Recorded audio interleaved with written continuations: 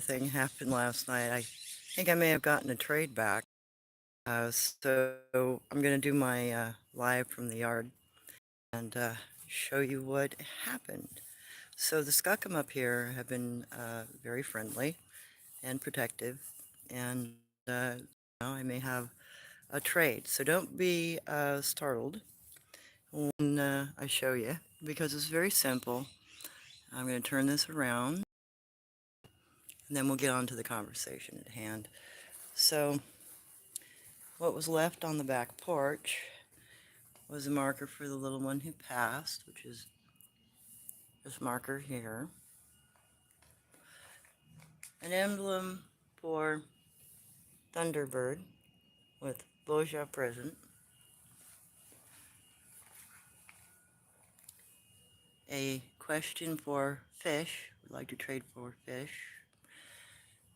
And then the final, which really is a mind blower, that kana means book. So evidently they also want a book. And another stone marker and another piece of Boja in trade. So it doesn't look like a whole lot, but that's basic communication trade back. And then they want to know whether or not I know what a book is. So I think that's a test on their part towards me. So I got them a reader book for kids, and I'll make that trade tonight. So there's that, and let's get on to the conversation that I actually posted about. See if I can get this thing to switch back. There we go. So the things that they borrow from us, the things that they use. In particular, the Ieshka in this area have access to a lot of pass-through by people and way of picking stuff up very easily without having to come into town. So they utilize a lot of our stuff. Drinking containers, toys, uh, you know, even our equipment that we leave behind when we go camping. Sometimes they'll take that and utilize it or trade it. So the Jenosque, they don't look as human as the rest of them. As you can tell from the intro picture, they look very much like flat-faced baboons. But they don't act like baboons. They act very human in a lot of ways, a bit territorial in some regards because they're very protective of their areas. And from the stories that I've been told by Uncle Long, my grandmother, and, my adopted Sabe parents, no, I'm not blood related to them. They all indicate that they knew about trade within different groups, and that the Ieshka in particular guarded trade routes and assured, like the Guanche, that trade continues within their groups. So if you've got a group where you can actually get them to try to trade with you, and you can get into their trading system, they'll start introducing you to other individuals. I wouldn't suggest starting with like the Ieshka, start with something more like the Yeren or a Guanche or an Oma, because they'll be far more, or Skookum, they're far more friendly towards immediate trade with people. It took 5.5 months to get them, the Skookum in this area, to actually bring me a trade item, which was Boja, for fish. So that's a breakthrough on my side. Getting them to actually reciprocate a trade, kind of difficult. Takes a lot of time. But once you get there and they want to trade with you, you'll be able to trade from that point on. They may ask for different things, or they may ask for the same thing. So this group, I had traded Boja previously for the sick child, so the child could have some pain relief from whatever was going on with it. The child recently died, and that's why they now are trying to give back Boja in order to trade for other items, is my guess. So that's very interesting. And what they left is nothing familiar to me. It's not what I gave them.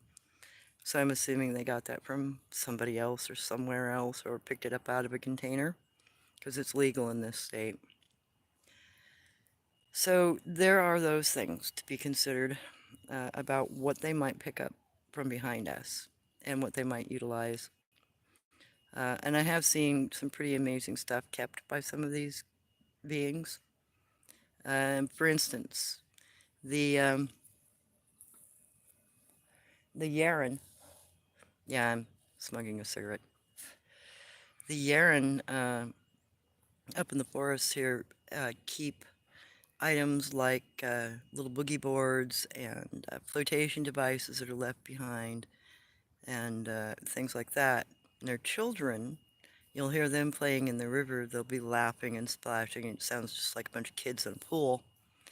And if you get there quick enough and you startle them fast enough, they'll leave their toys behind. So I've seen things like water flotation devices and little water skiff toys that you can use to ride waves with in rivers, stuff like that. Little inner tubes sometimes you'll find, but usually it's stuff that's been left behind. And they do utilize a lot of our things as we leave them behind. And I know that the Ieshka are very much gatherers of that sort of belongings, those sorts of items. And they kind of seem to hoard them. At least I think they do. I have not gotten into their territory, nor do I want to try without my mom around because I don't know their language. I can't talk to them. And I haven't experimented with laying down kanji for them to see if they'll let me go into the area. It's something I might experiment with, but not this year. I have to concentrate on the dog people for my winter. So there is the potential that some of these beings will, you know, keep items that we've left behind and they trade them amongst themselves.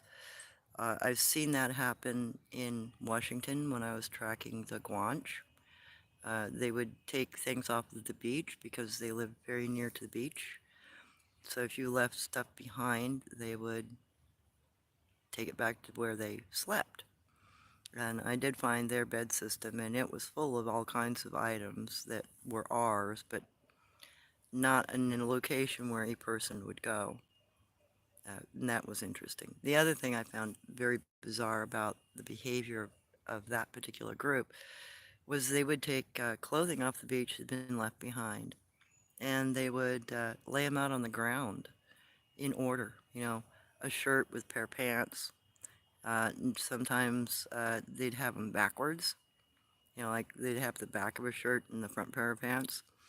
So that is a behavior that they actually share with orangutans, because orangutans will actually take human clothing and they will put it in order, trying to, I guess, think about how we take our skins off, is my guess.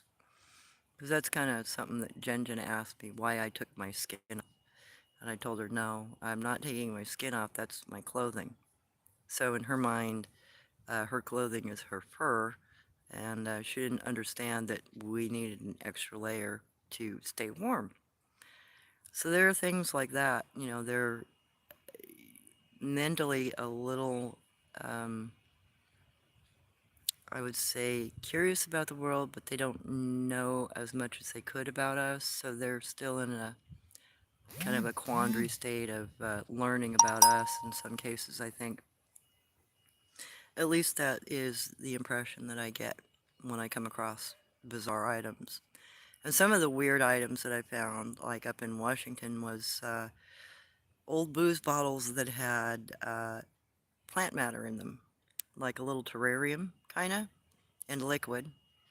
And you could tell that the individual was trying to ferment more of what had been in the bottle originally, more booze. So evidently that particular guanche liked alcohol. And that's actually something that goes back into ancient times when you read about ancient encounters and how they were caught or how they would be interacted with. Alcohol was one of the fall points, evidently, for these guys in ancient times. Like you read the story of Gilgamesh, for instance. And if you read that book from the beginning, the first like three-ish chapters are all about how the big hairy man got brought into town. And basically what they did was they took a female out who was a whore, had her lay with the Bigfoot while getting him drunk and teaching him their language. That's a very interesting story when you think about it in those terms, because definitely not fiction. That's talking about something in particular.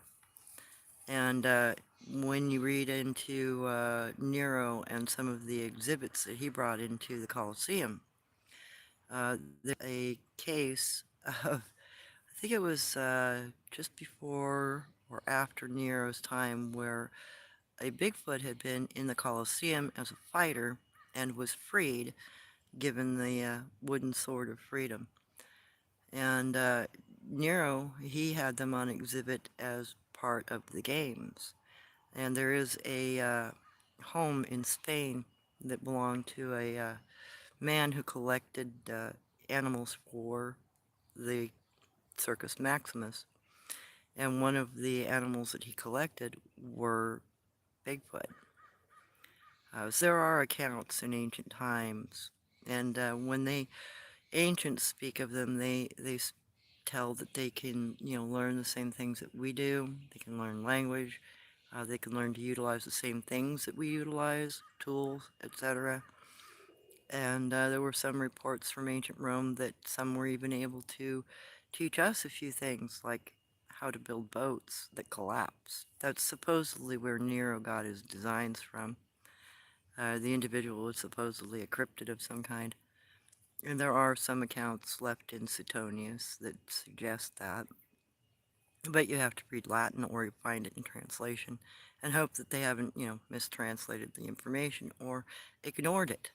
Because that's a big problem with doing research in any kind of old document. You either have to know the language, which can be difficult. You'll have to learn to read Greek and Latin, or you have to find a good translation that is not corrupted by modern concepts, which is difficult to do. So if you are going the route of trying to look into older information and you're dealing with in-translated scripts, I would suggest getting 2 or 3 translations of the same subject matter, of the same piece of, that you're trying to look at historically, the same text. And the reason is because each individual who translates that text is going to have their own opinion. And they're going to put their own, slant on the translation because of their own personal biases. It cannot be helped. It's our nature. So I always kind of try to safeguard any in-translation research that I do by comparing several documents translated by several people to find the commonality within the document and what isn't spoken of or is spoken of incorrectly in documents. Because there are differences in the way people present the information when it's translated. And then, there's also the difficulty of the ancient languages. For instance, Greek has, I think, 18 words for the word the, and they're all conjugally, you know, related to the specifics of the sentence. And in Latin, you've got, I think it's like 48 endings for all verbs and adjectives, and then nouns have like 36 endings. And all of those are very particular as to time or placement or what you're talking to or talking about. You also have to keep in mind that both those ancient languages are animistic in nature, meaning that you can have a conversation with a door, or you can have a conversation with a hinge. So they believed that the world was energetic and alive around them. And I think that's part of why some modern people cannot easily translate those kinds of documents, because they don't have an animistic mindset. So they try to, make that information fit within their knowledge, their understanding of things. I'm going to get out of the sun. I'm going to go sit up by the door If you find peculiar objects or things being fiddled with that are human in nature, they might be utilizing those objects in some way, or they are curious about them potentially. And if what happened here today is any indication, then they also understand our objects to a degree. At least I would assume so. Otherwise, I wouldn't have gotten a kanji for book. Not something I expected. That's a real. I gotta put that one in my lexicon for criminal things. That one's awesome. So let me look at a few questions.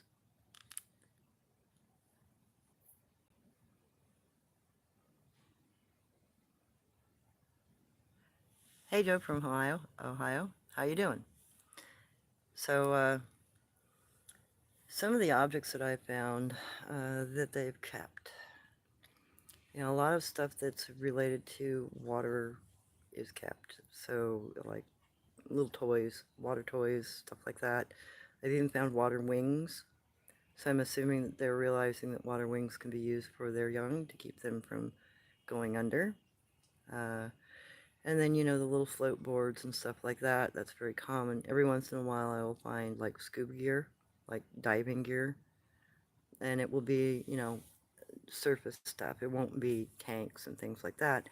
It'll be like flippers and masks. You find a lot of water goggles, especially around water. So I'm assuming that their young ones are using the water goggles to keep, stuff out of their eyes when they're swimming. As they swim, the young ones will swim to catch food. They'll swim to catch fish, for instance. So I'm assuming that they watch us, and then if we leave something cool behind, they utilize it the same way that we did because they had a chance to see us use it. I've also seen, I've also seen knives being left around that are obviously not being used by a normal person because they'll have pine pitch all over the handles and blades, and fingerprints typically that are way too big for humans. I've found that several times. Tools, every once in a while you'll find tools that shouldn't be out in the woods, like a ball peen hammer or a screwdriver, and where that came from, no idea. But, it's there, and sometimes it's not on a path or anything, it's, off in the middle of nowhere. I found a claw hammer once hanging in a tree off the beaten path, and there was no reason for it to be there. So, unless a bird dropped it, which I doubt, then something had to have carried it there or left behind. And then, the other thing that they really like to do is anytime we leave any kind of food behind, that definitely gets snagged very quickly. And they will come into town during, celebration times, especially in the winter when food sources are scarce for them. I think that's probably why they asked for fish. Not things are getting a little quieter because winter's coming. So their food supplies might be going elsewhere into stores, storages, or they don't. It's depleted. So they're now probably coming into town to look for food items out of our garbage cans. And there's plenty of evidence that suggests that that occurs. I don't think it's anything to worry about. They've probably been doing it as long as we've been here. And I don't think that they are going to get violent with us if they do come into cities, because I've never seen them get violent. Doesn't mean anything, though. I'm not everywhere every time. But the experiences I've had has been very passive. Like, they will pass through a small town, and they will collect what they need as they go through, and then they go back out. So I, I don't think you're going to have maybe anything other than maybe a missing pet here or there, which is something that does occur. I kind of use, I hate to say it, missing cat and dog signs when I start seeing a lot of those in one area of my city. And then I have a tendency to go check that area out, see if there are any tracks or, what time of year it is. Because the other thing is animals have a tendency to go missing in the wintertime more than in the summertime. When I think they're potentially being used as food. And I have found things like dog and cat collars in locations where there are sabe. So yes, they may collect your local pets for food. And I'm sorry about that, but from what I understand, dog's pretty good, and so is cat. Cat supposedly tastes like rabbit, and dog supposedly tastes like beef, but better. I wouldn't know. I'm not planning on eating my pet, but they might. And anything else that you leave laying around might disappear if they decide they like it. You know, if you that was one of the things that occurred with my grandmother's Yaren group that she grew up around. That group raided their cabin while they were asleep in it repeatedly. They would take food, they would take items from the kitchen, pots, they'd take stirring sticks, spoons, they would take clothing, bags, and they'd take grain from the horses. So, you know, they're kind of like the uh, the over boisterous neighbor that wants all of your stuff. Keep that in mind. You know, they really do have a trade route system, and as far as I can tell, at least in this area, they are following more or less the same native trade routes that we humans had established. So they've never stopped trading along those routes. And I know the coastal route between the valley here, so it runs off the Applegate Trail, if I remember right. Because there's one north of us and then there's one south of us that cut to the coast. And I'm 100% positive that the one south of us definitely is a trade route that they still utilize, and they still bring coastal items like crabs, starfish, that sort of thing, and other potential items. And that on that particular trade route is where the Ieshka are, the Jenosque. And in fact, they're very close to a drop location where a whole bunch of feral cats will show up, and the cats will be there for a couple of days, and there might be 50 or 60 of them. And then the cats start slowly disappearing. So I don't know if they're grabbing cats from town and dropping them where they can't find their way home, and then either redistributing those cats for food or for pets, because the Ieshka also keep pets. And in fact, the picture on the intro, I can't tell if the thing that it's holding, other than the cup that it's drinking from through a straw, is holding something. And I'm not sure if it is a small Ieshka or a dog, because it looks very dog-like in the face. It has a snout, not a flat face or a bare face, you know, with no hair on it, like the adult that's in the, or juvenile, because that's actually a younger one in the picture. So it makes me wonder uh, if they also keep pets that way, or, you know, redistribute our pets as food. I'm not really sure. I would have to get into that area, and I don't have real good access to it. There are trails I could follow into it, but would mean that I would be several days in their territory.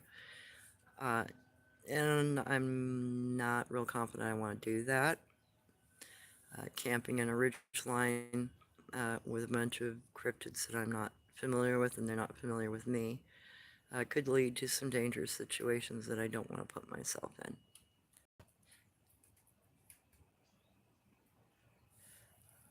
What's your, is that a question? Hey, how you doing, Jason? Long time no see.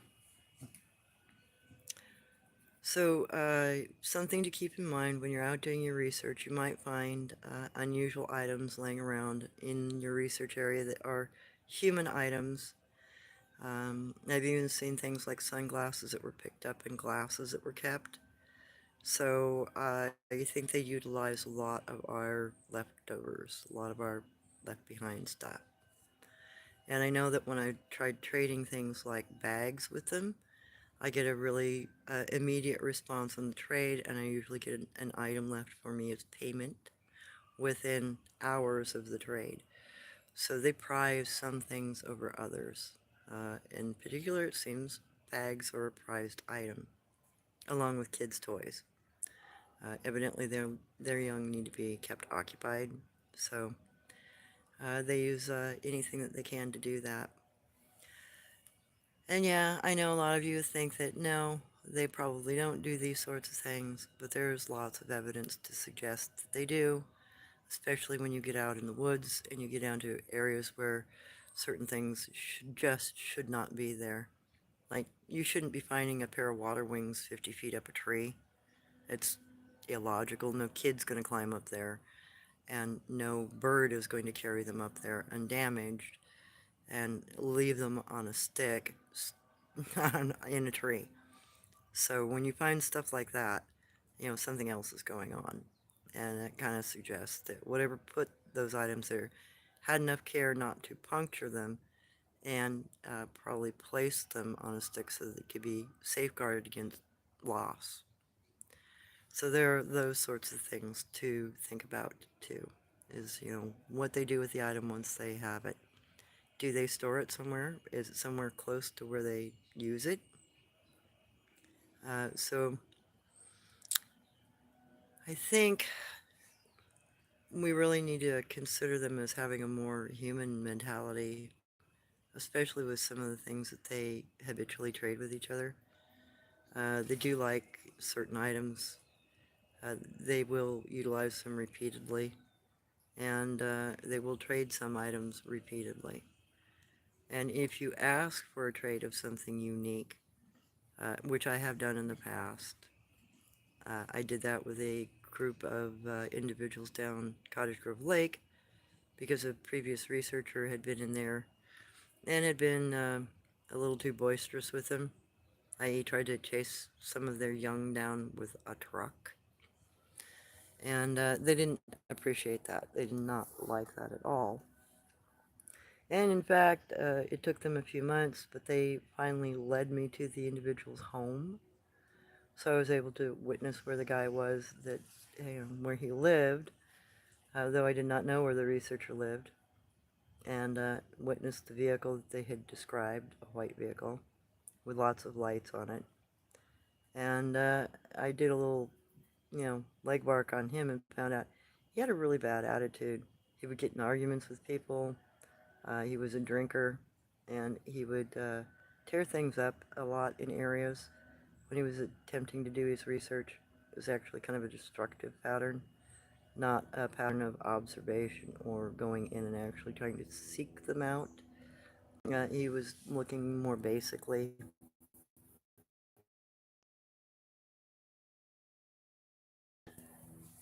very disruptive, really bad.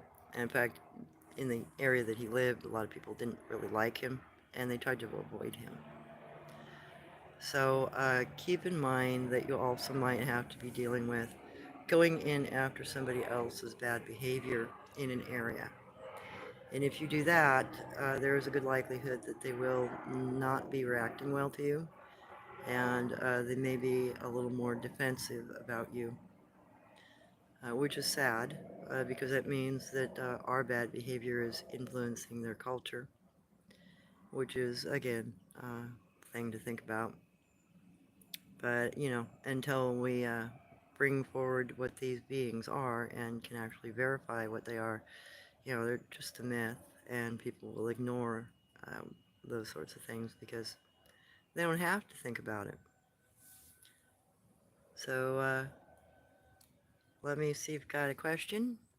Can they build fires? Yes, they do build fires.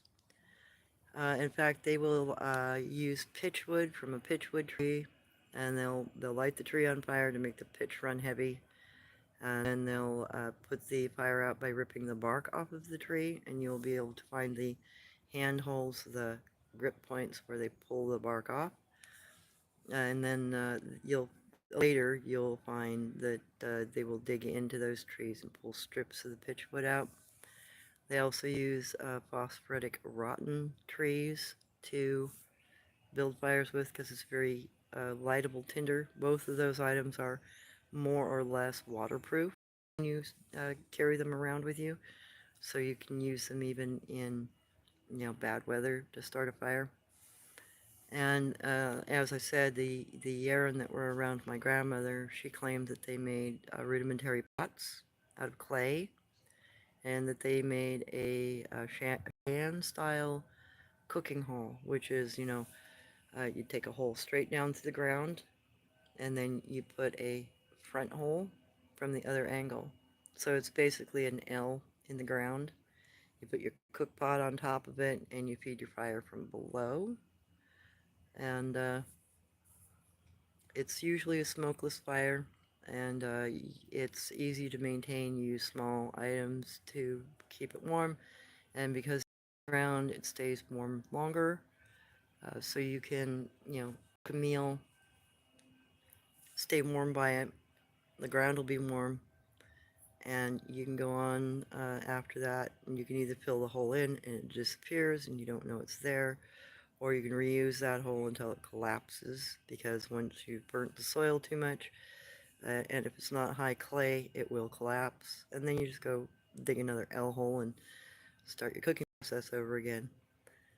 When they cook deer, though, they have a tendency to trim the hair off of the deer. They do not skin it, as far as I can tell. They don't even pull the hide off backwards while the animal is still a carcass, and before they start cooking it. And they will cook those on the ground, and they will flip them, from what I can tell. They don't put them on a rotisserie of any kind, but they will lay them in the fire, roast them, turn them, roast them, turn them, and they will get to a point where the hide will slip from the carcass, and that's something they will do, is they'll slip a hide like natives used to. Before we use knives, that particular process is the same thing that we used to do to peel a hide off of a deer and then later smoke tan it. So it's kind of, you singe the hair off of the hide, and you roast the animal just enough to break down the membrane tissue between the hide and the body, and that allows you to peel it. It's kind of like a steam peeling at that point, at which point you take that, raw hide and you smoke tan it over the fire as you're cooking the animal, which is something my father actually taught me how to do. You can also smoke tan a hide by laying it over sticks and letting it steam. You rub it on a tree limb or a stump to break off old flesh fibers from the inside of the pelt, or hide, I should say. And then, you turn it, and you keep doing that. You just smoke it, remove the fatty tissue by scraping. And you can use a rock to do that too, a rough rock, but you can scrub it over the top of a rotten stump, and it will have the same effect as hand scraping a hide. It's just a different process. And I have found one area a long time ago over in Central Oregon. I found a pit that had a hide in it that was being brain and bladder tanned. So what I found was a stack of rocks, and I dug into the ground because it looked like the area had been disturbed, and the stack of rocks was a new stack, and it was not there, previously. So I investigated and I dug into the soil because it was very loose, wasn't hard packed anymore. I went down maybe 18, 20 inches, and I found, excuse me, found a deer hide that had squished up brain material in the hide and urine poured over the hide, and it had been wrapped and then buried. Now, that's a very ancient way of brain tanning a hide. So you let it kind of ferment in the ground. You go in, you check it every few days to a week, and you keep the material together, and you flip it. You put the brain material inside, and you urinate on it again if you have to, because that's just part of the process of tanning that way. And it will bleach the hide. It makes it lighter colored. So they will rebury it, and then we'll continue to unbury it and rub it and re-wet it, and use the brain to slough the hair off and to create a nice even tan within the hide itself. So they do understand that process, potentially. so that you're going to have to start thinking of them more as tribal indigenous people and their behaviors, because a lot of their behaviors are not primate-like. Now, primates will take packages, and they will take bottles, and they do eat and drink from what tourists hand them in countries where you can, feed a monkey. So they do have that behavior, but so do we. Uh, Something to keep in mind. They have a little better understanding, a little better grasp of what our objects are and how to utilize them compared to, lower primate, which will still utilize the item, but they may not open the package unless you open it or show them how. And they'll leave it behind, just like we do, trash on the ground, but they won't repurpose an item. They won't use a cup that they've been given, for instance, to go retrieve liquid and drink again. They'll leave the item behind. Unlike, the Sabe, they'll keep a cup. And they will use a cup. And they'll use all kinds of stuff that we utilize. Let me see if we got any more questions here. Hey, Carrie. Welcome aboard. I'm glad you're in from Alabama. Hey, Leona, or Leon. Le- Sorry. Le- Leona, excuse me. Saw a video showing bear cans bottom outward, screwed into branches. Do they utilize items to distract and or confuse people? Seems it would be easy to think that these cans were eye shine. They might. I don't know. I haven't had that experience, but I wouldn't put it past them.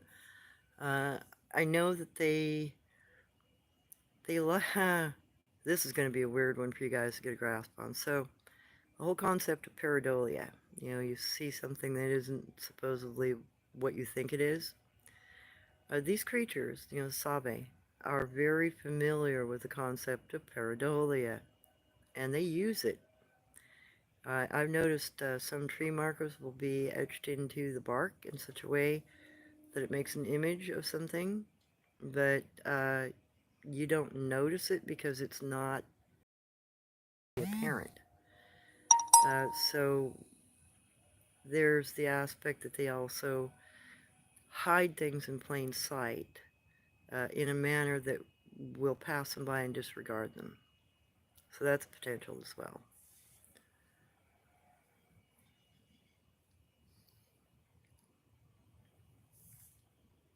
Okay, I had it right the first time. Leona. Okay, thank you, Leona. I'm really bad with names. Sorry about that. Uh, I appreciate the remark there, so I get it right. And I don't know what you guys' experience has been with, finding items in their areas. I mean, you can find the standard, stick behavior, the Kani, the Kanji, Kana, excuse me, Kanji, etc. And you'll find, their trail markers, which are really good to learn to read. And actually, trail markers, you can do research on those historically, because Native Americans used trail markers. Very, very easy to do some research and learn how to read those. I might do a few more pieces on trail markers over the winter. But my main concentration this winter is going to be out there in Dogman territory to see what I can find and see what I can learn about them. I know that that area is heavily hunted, and I know that they get a little protective of that area and a little edgy. So I might have some negative responses when I first go in until they, realize I'm not packing a boom boom stick. So hopefully they don't give me too hard of a time. And if they do, hopefully I can catch it on film for you. And there is also a species of bird in that area that hasn't been identified. It's something that some of the local hunters have seen and told me about, and I finally got to witness it. Sorry, my phone's getting blown up, so I'm pausing out here on you. Or The items that you find might not have been left by somebody per se. They might have been brought to the area. And or you might find an item that's left behind because somebody else has been disturbed there. Like I found where the rock had been thrown at the fisherman. I found a pair of pliers that are used for fishing. And it looked like the guy had tossed them, like in a hurry to scram. So he might have been, working on his line, set hook, utilizing the tool, had the rock thrown at him, and then he boonied, dropping his, tackle gear behind him. So there are those possibilities too. I've found more than one fishing pole that's been dropped and left behind. Sometimes I will find them broken and thrown in trees. Other times I will find them still laying in the river. And typically, you go back up to wherever you park, the peel out marks from the fishermen who split. So if you're getting anywhere close to where people are, you might find evidence like that as well. So keep that in mind. Hi, honey. My dog's being really. The Dogman and Sasquatch here have total different vibes. I can believe that, Carrie. There are two different types of dogmen in this area, and the ones up in the mountains, they are very, how would you say, they're very aggressive. They'll get up in your face, they'll throw stuff at you, they will growl at you, they'll pound on your vehicle, they'll shake your house if they can. When you get down in the valley, though, and you're dealing with the smaller guys, because the ones up in the mountains seem to range about 7.5 feet tall, and the dogmen down here in the valley are about human size, maybe scraping 7 foot. 6.5 is their average. So they seem to be a smaller species, and they seem to be a lot more docile. So, there's that. And, depending on where you're going and what you're doing, you might run into something a little more uh, overly anxious about you being there. Part of that's maybe just the familiarity. If they aren't used to seeing people, they're going to think that you are in there to steal their young, because that is a common thing that they believe about us. They view us because of our behavior, our tendency to look and to seek is very dog-like in their minds. So they consider us humans to be a predator dog. And, there's also the mythology, Native American lore, especially in the Midwest, from where some of my tribal bloodline comes from. They all believe that our father figure historically was a dog man, and that our mother figure was a Oma female, and that we were the child of a crossbreeding between those two beings, and we came out hairless. So, they think of us as being a more dog-like creature. Now, when dog people move in this area, the marker G or Kana, excuse me, the Kana for ox is put on the ground. And I watched this last moon cycle. The dogmen came into this area during the new moon, and the Skookum stay during the more lighted times of the month. So I'm assuming that when you start having movement around the dark moon, you're probably dealing with something more like a dogman and not a more humanoid-like one. So keep that in mind too. What time of moon cycle are you going out to do your research? And do you get different things happening during those two different moon cycles? Bigger predators like dogmen move around during that time. I don't want to put myself in the way of that until I know something more about them and whether or not I can trust them, for instance. Let me see what other kind of questions we got here.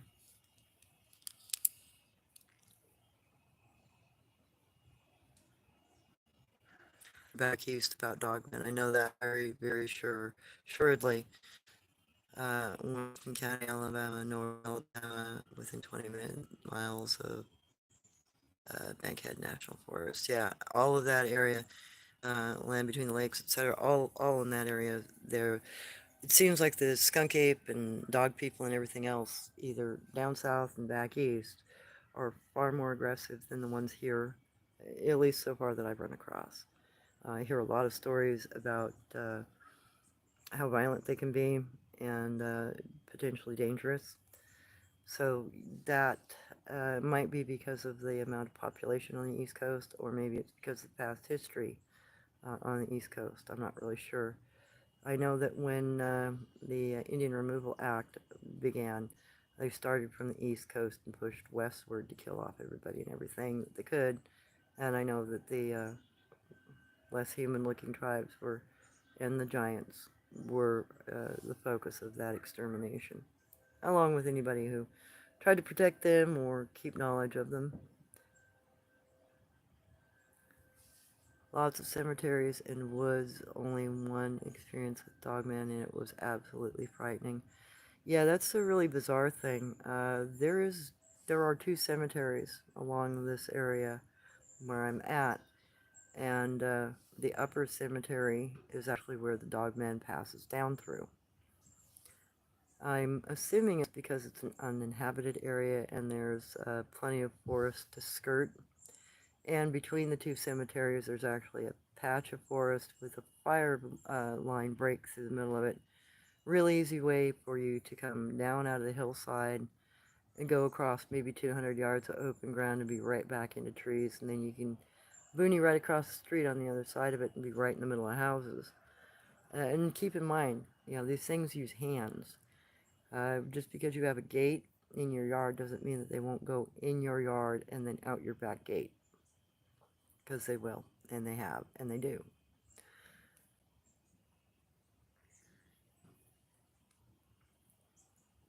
Okay, yes. Many stories of Sasquatch seem curious, but I'm wary of them as well. Learning a lot.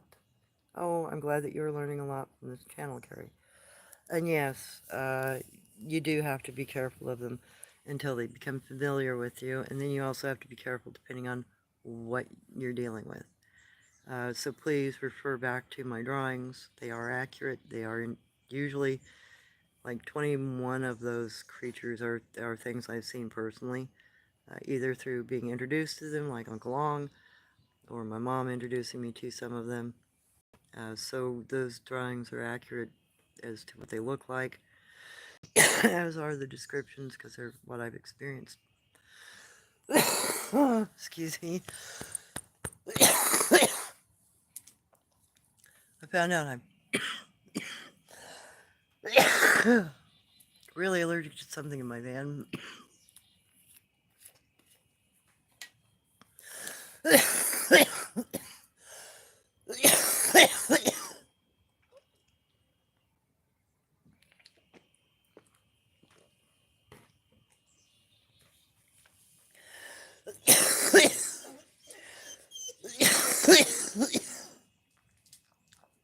So after I drive it, I go through coughing fits for a while.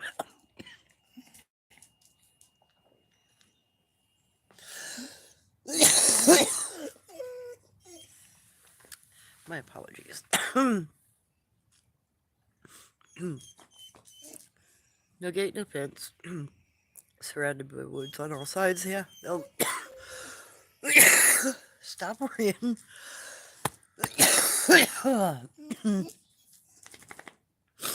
My bad. Oh, not fun. Should take an allergy pill first. Sorry, guys. Melon tea is wonderful. Yes, it is. Awesome. I'm gonna have to grab some. Thank you for that. Yeah. When I was living down in the yurt, I was in. Let's see, I had maybe a half dozen homes on that road, and it dead ended in a gravel pit. And we had like private forests on people's land, and then logging land behind that, and that stretched for miles. And they were coming out of, the logging area and down into the property backside. And I don't think that they passed through. I think that was kind of the end of their route and like the edge of their territory, because there was another group of some other kind of cryptid just the next ridgeline over, which is actually an area I could probably get some good sound recordings because that group is very night active, and you'll hear them screaming and stuff once or twice a week. I just have to be in the area in order to get a sound bite capture. I'll have to try to do that. It might take me a while to get one because they don't do it all the time, and I don't have the ability to be there every night. I'm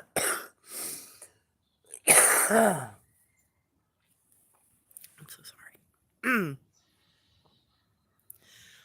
So some of the things, other things that I found uh, that have been kind of bizarre to find and out of place to find are things like cooking items. I've found like spoons in the woods. Sometimes I'll find forks. I'll find like I found a frying pan once. I found pots, tools, all kinds of bizarre stuff, and always in locations that they shouldn't be. Either up a tree or hidden underneath a bush. Obviously, being kept away from view. So you might find some bizarre stuff, leftovers from people in your research areas. I don't know how enthusiastic you guys are about doing your own research, but it's not difficult. So the other things to keep in mind if you're wanting to go out into the field and you're wanting to try to understand these things firsthand is give them space, you know, sit, watch, uh, let them see you. And the reason is if they've had a negative response or a negative interaction with a human before, if you are there calmly, not acting in any way that would make you perceived as dangerous to them. And sometimes, you have to sit 20, 30 minutes before you'll get any kind of reaction out of them. And typically you will either get a whoop, or you'll get a knock, or you'll get some sort of thing thrown at you if they've had a negative response in the area. Otherwise, while you're sitting there, you will be ignored, and they'll go about their business if they haven't had a lot of negative interactions with humans. And consequently, you'll be able to listen to them knocking towards each other, knocking at each other, and communicating with each other. A lot of the time, you might think some of the knocks are like a big woodpecker, because it kind of sounds like that. And some of it's also foraging. So some of them will use a rock to smash a rotten stump or log in order to get to grubs and termites. So you'll hear a repetitive pounding. It sounds like wood chopping, and it's not. It's one of them pounding the heck out of a stump with a rock to get the critters out of it. When I was up in Washington, I was able to document that happening to a stump. And the stump started out, it was about 6 feet tall and probably 2 feet in diameter. And it was rotten, it had grubs in it. And over the course of about 10 days, it got smashed all the way to the ground with a rock. And it had been repeated. I was in that area every day, and I'd hear, dump, dump, and, rustling, dump, rustling. So I documented all of that. I have pictures of the stump from 6 foot all the way down to, ground level. And right around 2, 3 foot level, they finally accidentally left the rock behind that they were using to smash the stump with. And I have pictures of the little round rock. It was still sitting in the top of the stump, and the fibers were mushroomed outwards like a flower. So, a really hard strike because it also cracked the rock. And I think my dog had disturbed the individual. You know, I was right behind the dog, so they just left the stone in place and took off in the bushes to get away from me. But I was able to document that, which is something that, you know, will help other people understand their feeding behavior. So there are those common things that will happen too that you can, you know, just sit and listen to and learn because they follow patterns just like we do. You know, we get up, we do certain things in the morning. They do the same. They've got their patterns. So part of what you are learning when you're researching is what their patterns are. You know, where they sit, what they do, where they're sitting, and what time of day they are there. If you can manage to figure out that kind of information, uh, then you'll be able to, you know, start being able to document those locations. Because, you know, just like a woodpecker that will come through a particular area once or twice a day and feed off of a particular rotten log or tree, these things will do a similar behavior. You know, they forage in a similar manner. They will go throughout their territory collecting particular items because that's where the item is.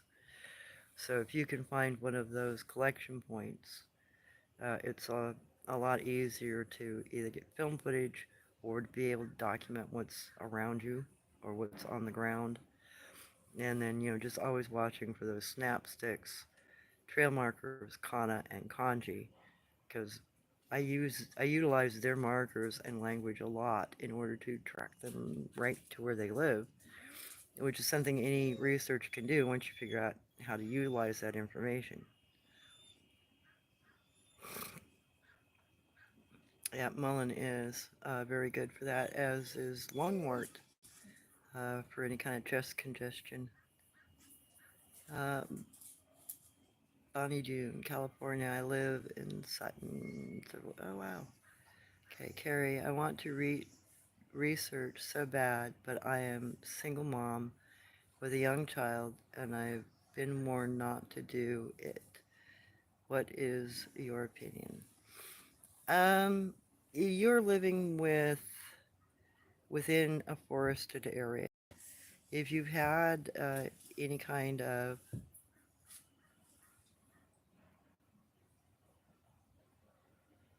wow, they've been gifting you feathers.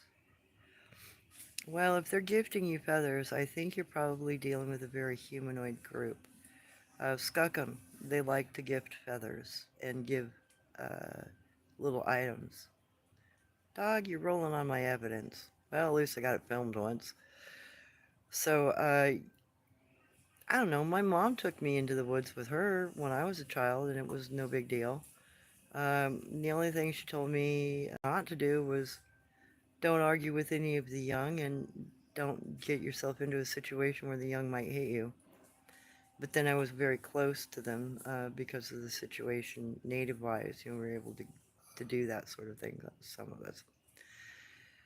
So I would say your child is probably going to have an advantage on you, actually, because I was always able to find things under my mother's visual level, which part of probably the reason why she took me with her, because I could look up underneath the bushes far easier and around on the ground far easier and find things that were out of place that she might not notice.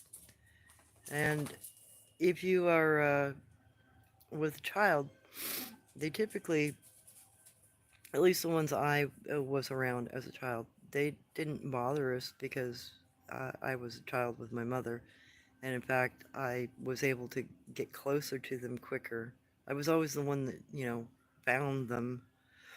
My mom might go, oh yeah, they're here, and I know the behavior of them, and this is where they live, and this is what they do. But it, you know, we wouldn't typically see or find one until I was moving around with her in the woods, and I go, oh, hey, what's that? You know, I see a foot, or I see a hand, or I see a shoulder, or I see the back of a head. What is that, Mom? And then my mom would go, oh, well, that's a, you know, X, what, Y, Z. You know, that's a yarn, or that's a Oma, or that's a what have you.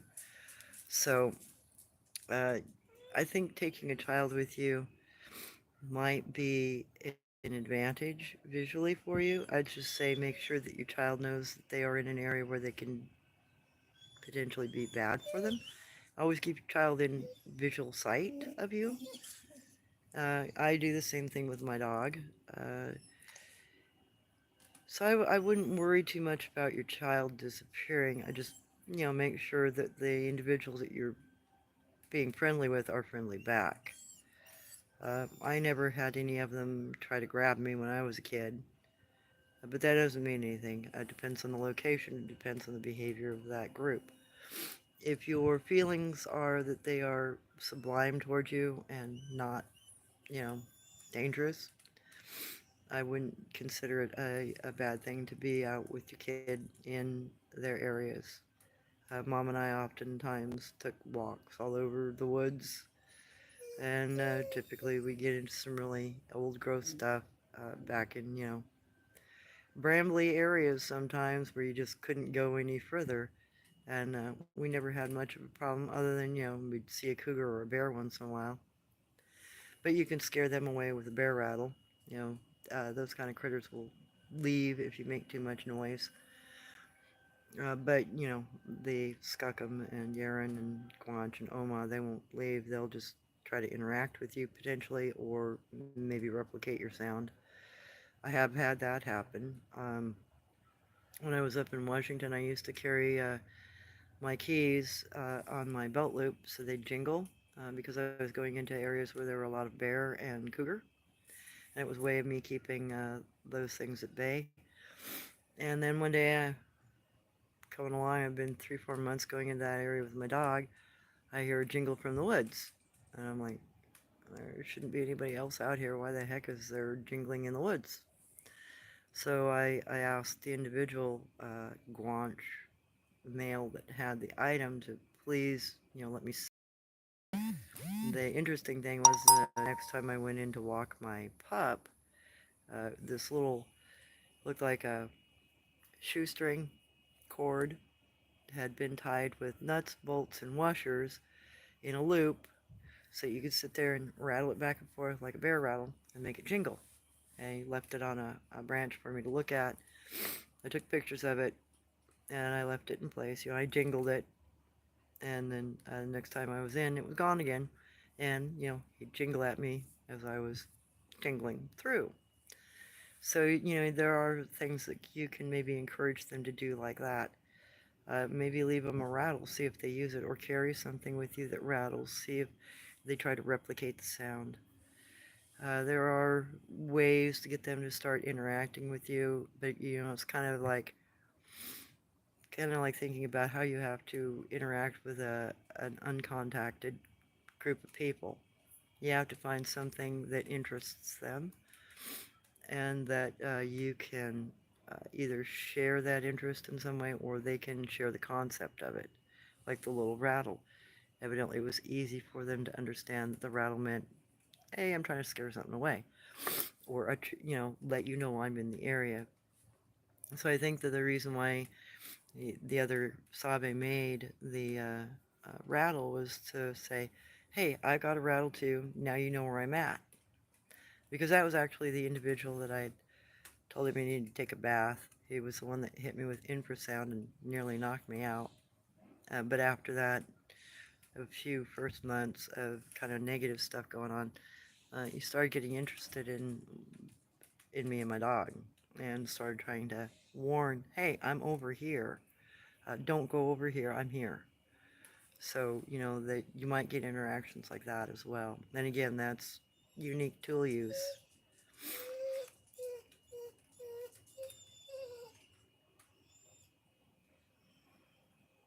Oh wow. I think they noticed us when we moved in and made friends with a little doe. Yeah, there's a interesting kind of relationship with the Oma here and some of the deer. That group do have part of the Deer Society people in it, you know. That little herd of deer in that particular area doesn't get messed with a lot by anybody or anything. to kind of protect it. And even at one point, when the old woman was still alive, there was a fawn up there that had lost its mother. Its mother had been run over. And every time that little deer would try, that fawn, little spotted thing, it was only like 2 feet tall at the time, would try to leave the protection of the area where her family and her were, the Oma, she'd chase the deer back into their home turf territory. So I think she was trying to protect the young one from getting run over again, you know, being like its mother. And the deer up there are incredibly friendly. You can walk right up to most of the deer in that area within 10 feet, and then they won't run away from you. So I think they're very familiar with being interacted with by something up there, and I'm pretty sure it's the hairy people up there. So there are things like that. You know, if you see animals that have peculiar behavior, like, you know, the raccoon always going in the same spot in the yard, that raccoons don't do that. Or, you know, an animal that uh, is overly friendly with you for no apparent reason, it's probably because it's interactive with something else.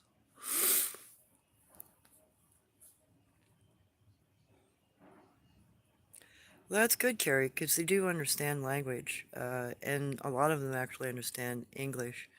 And if you ask them, please don't kill my deer, there's a good chance they won't, uh, because they do respect property.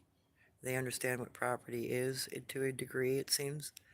Now, it doesn't mean that they won't take something that they like the looks of, but by and large, like I've left, when I go up to feed, give food to the Guanche group above the Yaren, I can leave my cooler outside my vehicle all night with everything that I'm going to give them the next day in the cooler. They'll come and look at it. They'll lift the lid, and I can hear them lift the lid and look. But they won't take anything out of the cooler. They don't remove any items. Occasionally, I'll find a rock or a stick left on top of my cooler in the morning, saying, "Hey, is this for us?" But I have not had them steal things from me. So, you know, borrowing an item is different than keeping it for yourself. And they do kind of think of things in the borrow aspect, it seems.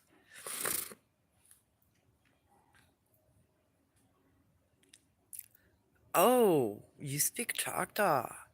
Yeah, a lot of them will and can understand native languages. Choctaw is one of the languages I know that some of them understand, as is Abenaki and Iroquois, and some of the natives up north say that they can understand some of the Alaskan languages too. So utilize the same kind of tribal behavior that you would if you were, you know, dealing with another human tribe. Offer prayers. If you can offer them in Choctaw, that's even better because they do understand prayers. They do understand the concept of well-being and the Creator, so they appreciate those sorts of things. Oh, okay. That's all right. Use the phrases that you can. Uh, but like I said, a lot of these beings over the years have started acclimating themselves to utilizing English. Uh, Jen Jen was unable to speak English when she first got to our ranch, and I couldn't speak Abenaki, but I was able to, you know, learn conversationally her language, and I was able to teach her English. And I know that since the 70s, 60s, and 70s, a lot of the cryptids have been trying to learn English and utilize the language so that they can understand us better. And so be aware that, you know, go ahead and talk to them. You might think you're, you know, being ridiculous, but you're not. They do understand. I mean, all of the conversation that I had about trading items with the Skakam people, other than introducing myself originally in Abenaki, I've used English. So they understand, this group understands English, and I wouldn't put it past other groups. And let me tell you a little story about how I think that's possible.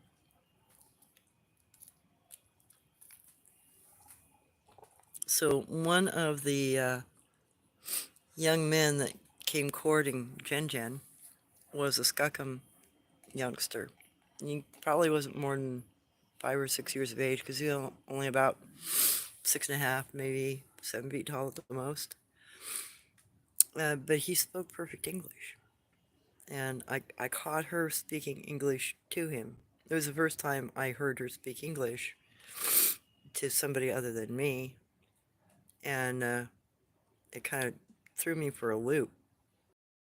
And I asked, where he learned. And he said, well, I sat under a person's window so I could listen to their TV and their conversations, so I could learn English. And then he asked Jen Jen where she learned English. And she kind of, points at me. She taught me, referring to me. And I know that when Guanch and Jen Jen adopted me, they promised that their children would learn English so that we would be able to communicate with each other in the future. So I think that a lot of them in the last 50, 60 years, a lot of the various types of Sabe, Bigfoot, I think they've been intentionally trying to learn English so that they can communicate with us. Now, they do keep their own languages, and they still utilize their original languages. And they will mess with you at first. They won't use an English word, they'll use their own words. But they do understand you, I would assume, for the most part. And is, I think they were probably trying to learn our language so that we can build some sort of relationship with them, have some sort of interactions with them. Because I think they would rather be recognized as human again. They don't want to be seen as animal, because that puts them in the category of, they can be shot as game, and they know that. They are aware that they can be killed, and that, we can do it to them. So I think part of the reason why they might be trying to teach their species English is so that, if they do come face to face with somebody with a gun, they can say, please don't shoot me, for instance, or why do you always kill us? Because that is a phrase that I've heard more than once in accounts of them being shot. Why do you always kill us? And that's actually kind of a disheartening thought to think about when you really put it out there.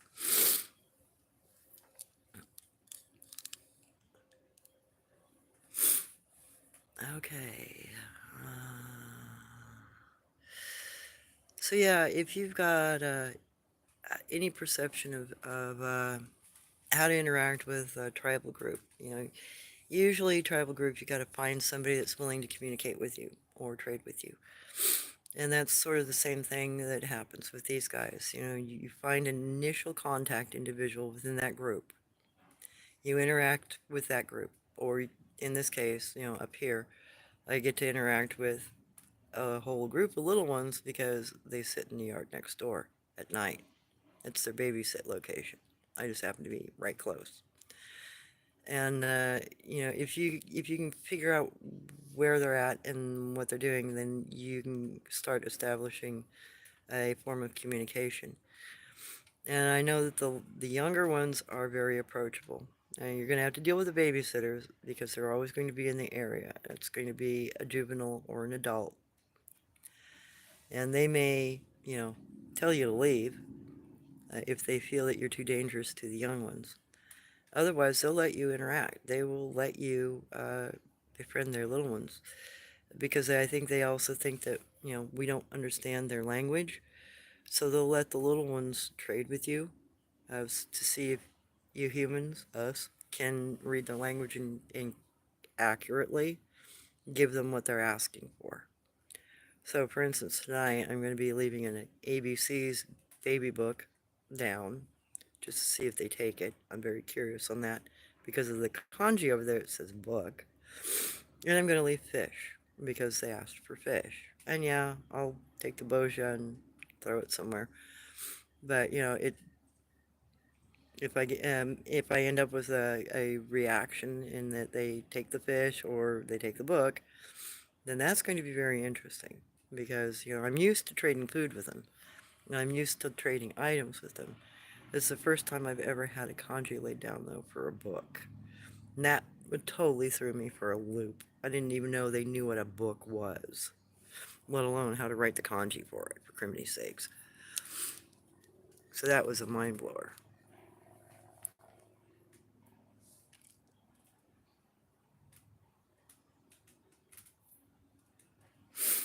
Oh, well, thank you.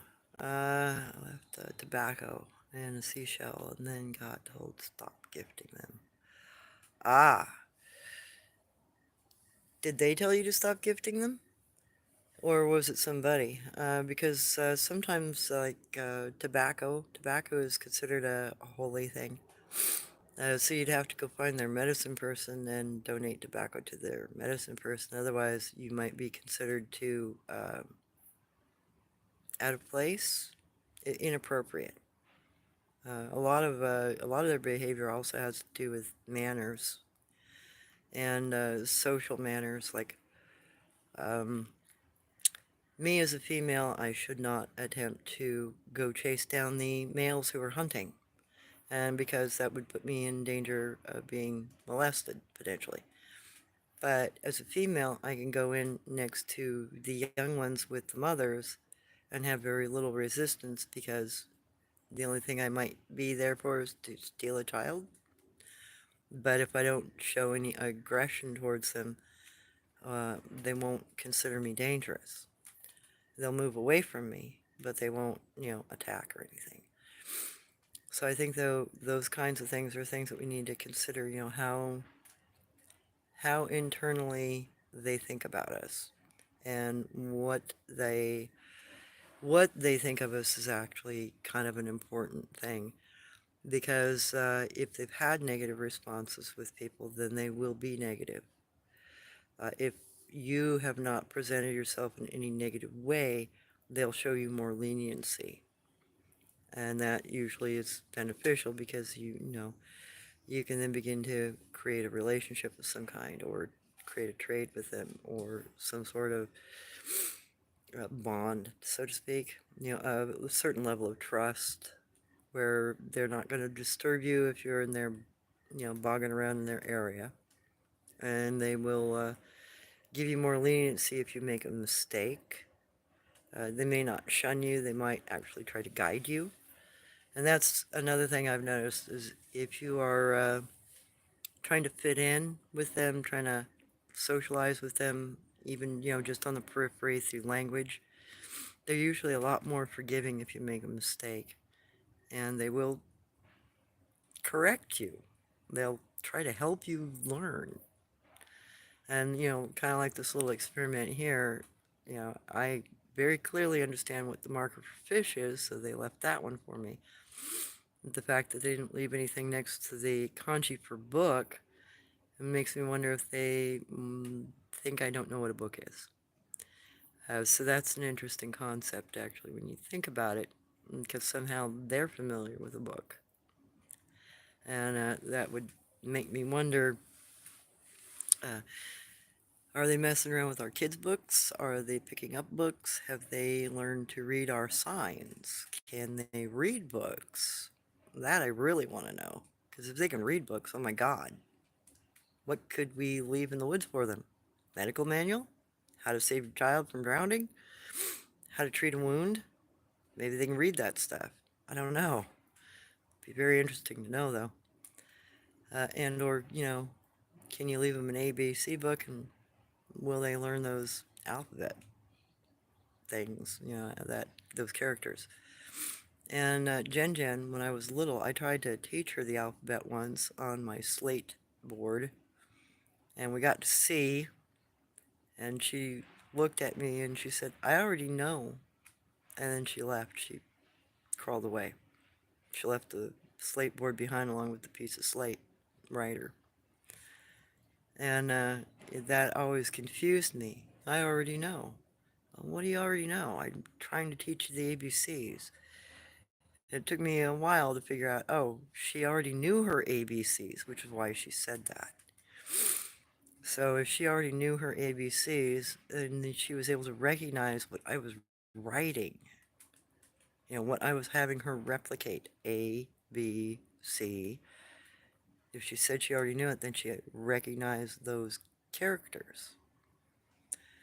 So that really made me wonder, how much do they really know about us? How many things can they really do? And what is their attitude about us?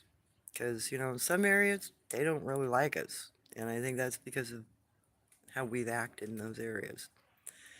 And then, other territories, they're completely accepting. They don't bother us. They don't have any negative. They don't throw anything at you. So I'd say those individuals probably didn't have really bad negative interactions with people. And who knows? Maybe they've utilized enough stuff from us that they're thinking, hey, they're tool users too. You can tell you're inside a group though, and able to communicate face to face with them and dig into their mindset. You're not really going to know that from an outside perspective. You're going to have to guess, do some guesswork on that kind of thing. Okay.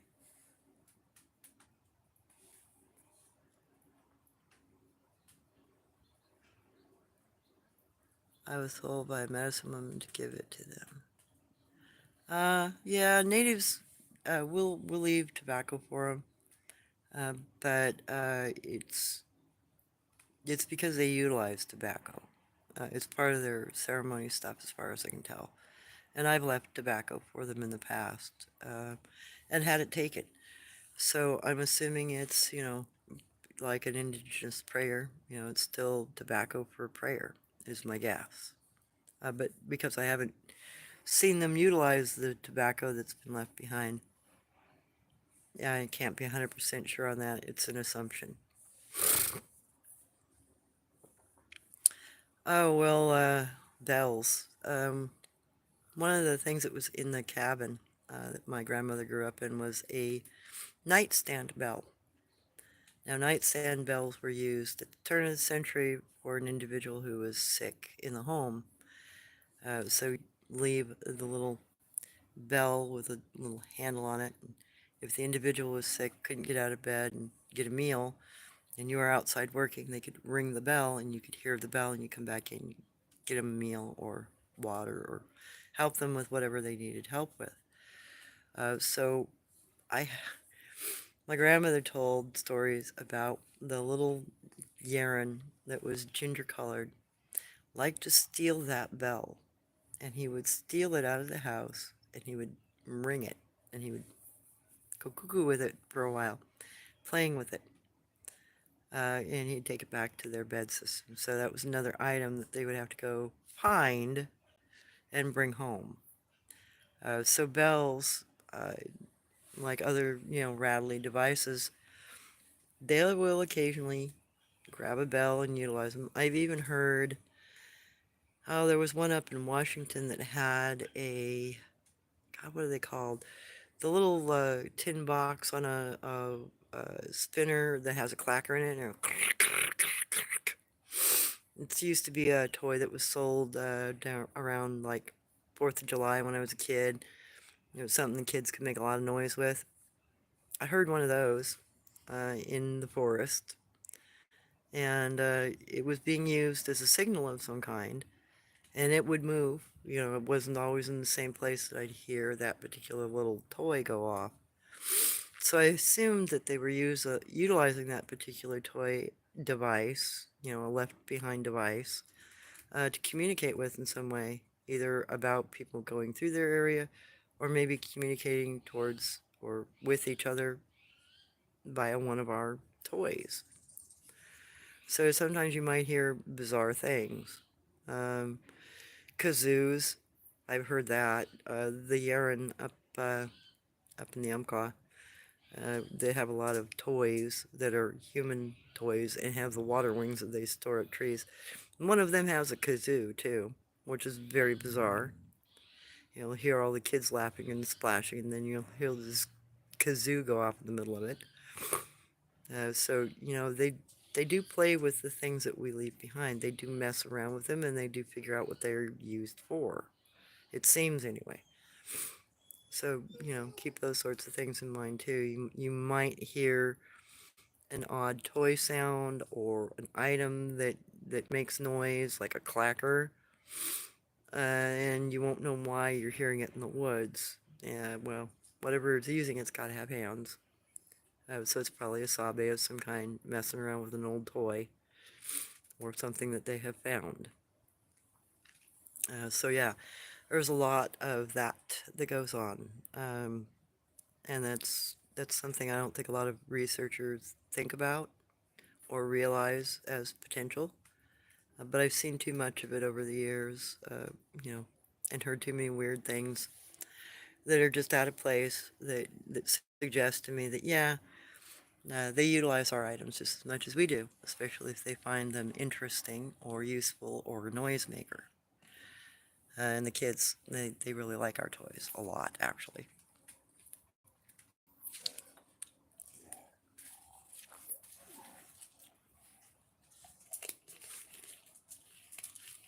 Hey, Sheldon. How you doing?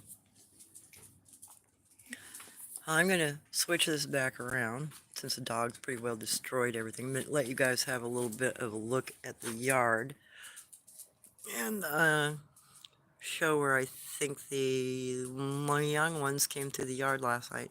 Stay off that. Oh, you brat dog. So, the right here is that little dark spot. And that area has a partition area, a pathway between the outer fence and this inner bush line. And that little spot over there is a new breakthrough spot. And then the other plant that's been getting disturbed a lot is, you know, this area here with the lilies. And something's been sitting behind there and coming through or pushing it down. One night I was out here a couple months ago. It was the first time I saw any disturbance in that area. And I think it was somebody maybe putting a hand down because the material bent over, but I couldn't see an animal in the area. And my dog was not in that part of the yard at the time. She was on the other side of the yard. And in fact, when she came back from the front of the yard, she skirted that area and stayed away from it. So it really kind of made me wonder, if one of the little ones was messing with the plants in the backyard and trying to look through them. Uh, and there were some grass tracks this morning where this stuff was left on the porch from the little, path through over here where that little new hole is.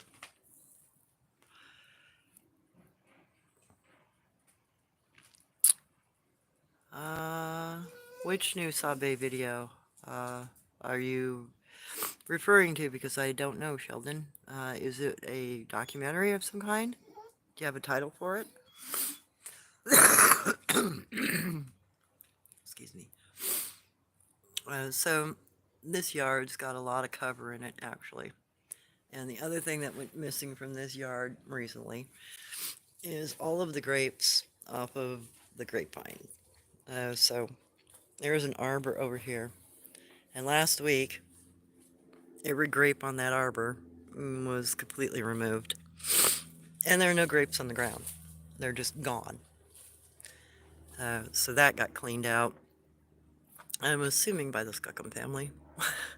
Not sure. They haven't been going after the apples.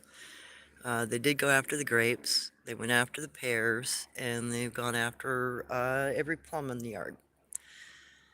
And they've stripped the plum tree, and they completely stripped the grapevines. But this area is you can walk through.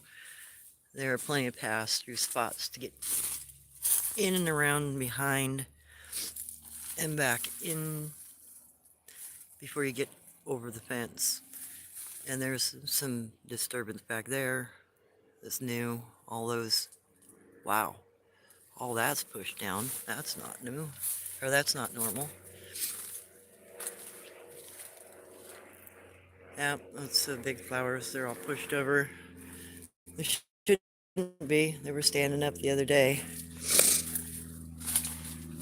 So these guys haven't been violent in any way.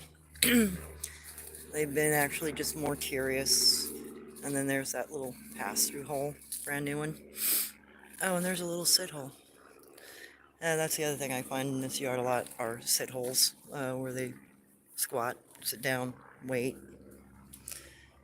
So if you've got a yard with a lot of cover, they might bother you, like here. But they're not really, they haven't been dangerous feeling or acting in any way. They sit here babysitting the kids, and they don't seem to do anything. They don't break up the yard. They don't rip plants up. They don't do anything that warrant us noticing them, other than, the little bit of stuff on the ground.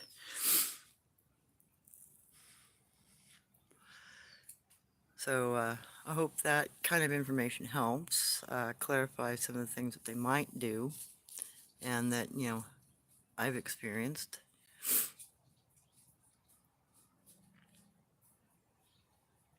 Okay, Sheldon, thank you.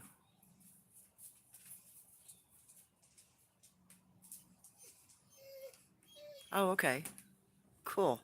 I'll have to try to check that out.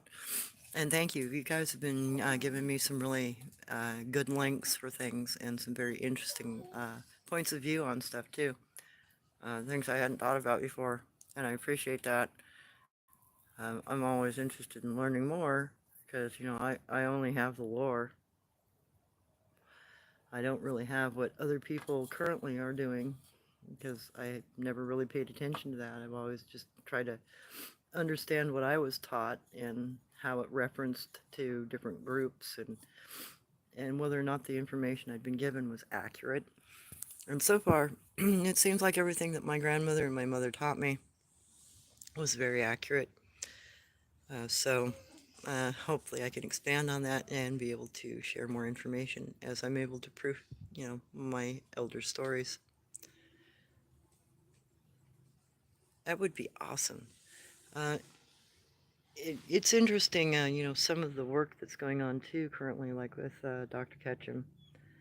She seems to be very much like Bindernagel was, convinced that they are humans, just, not recognized as such. And I think that both Ketchum and Bindernagel, I think their goal was actually to prove them as human.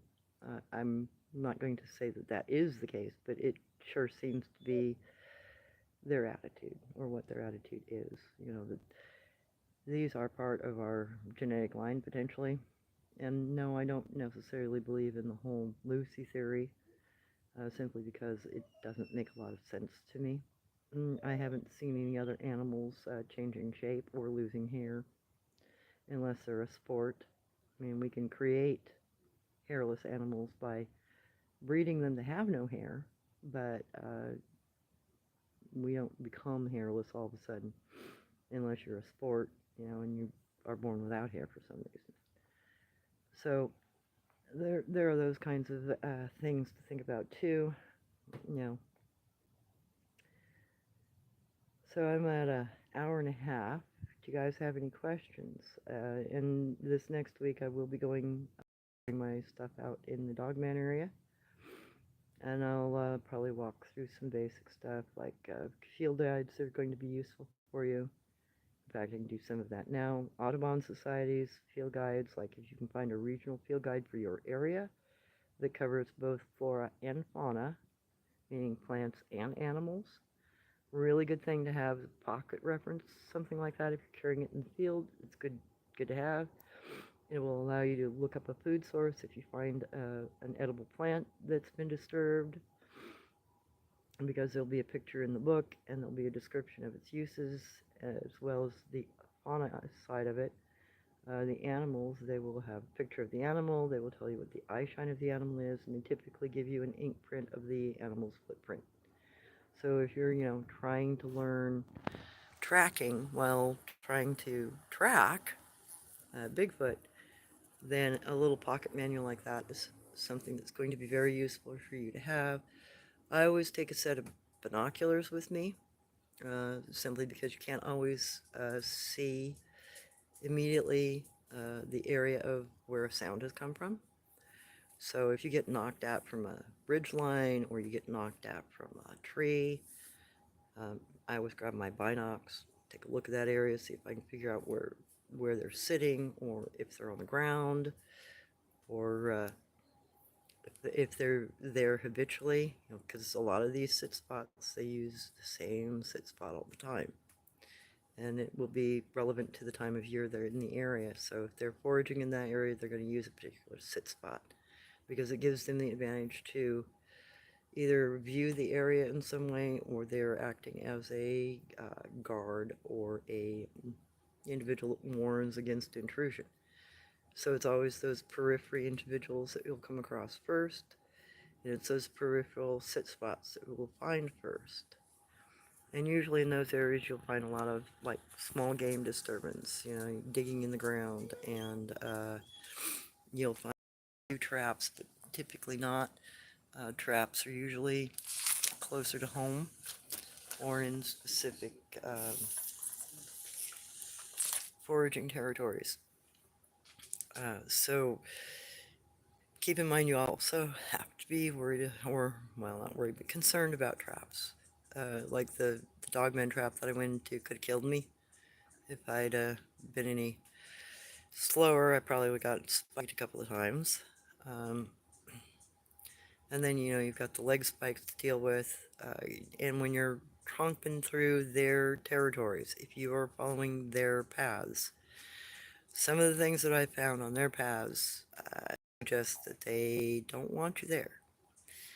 So I found spikes that would, pin you in the knee, and they'd be hidden up underneath bushes. And usually it's in a pinch point, so you'll have like a log or something that you've got to go around a rock, and then there'll be a spike within like 18 inches or less of that pinch point that could catch you if you don't pay attention. And then the other thing I found a lot of are pits with spikes in them. I have stepped in more than one of those by accident because they hide them really well. The first one that I stepped down into by accident, they had built, it was round, and it was about 2 feet deep, and it had, probably 20, 30 spikes in it that were 18, 20 inches long, and probably an inch and a half, 2 inches in diameter, and it had been cross-laid with sticks on top of the hole, and they had put ivy vine cover over it. And I walked through the area, not thinking about it because I saw all the disturbance of the vines, where you've got little pull areas where you can see kind of half C shape where vines have obviously been pulled in the area. I thought they were doing vine collection. I took one step, I busted through the thing. Thank God my leg went between two spikes, not through my leg or my foot. And that was right in the entryway to one of their bed systems. That was the first time I found that. The second time I was in a completely different location, also still in Washington.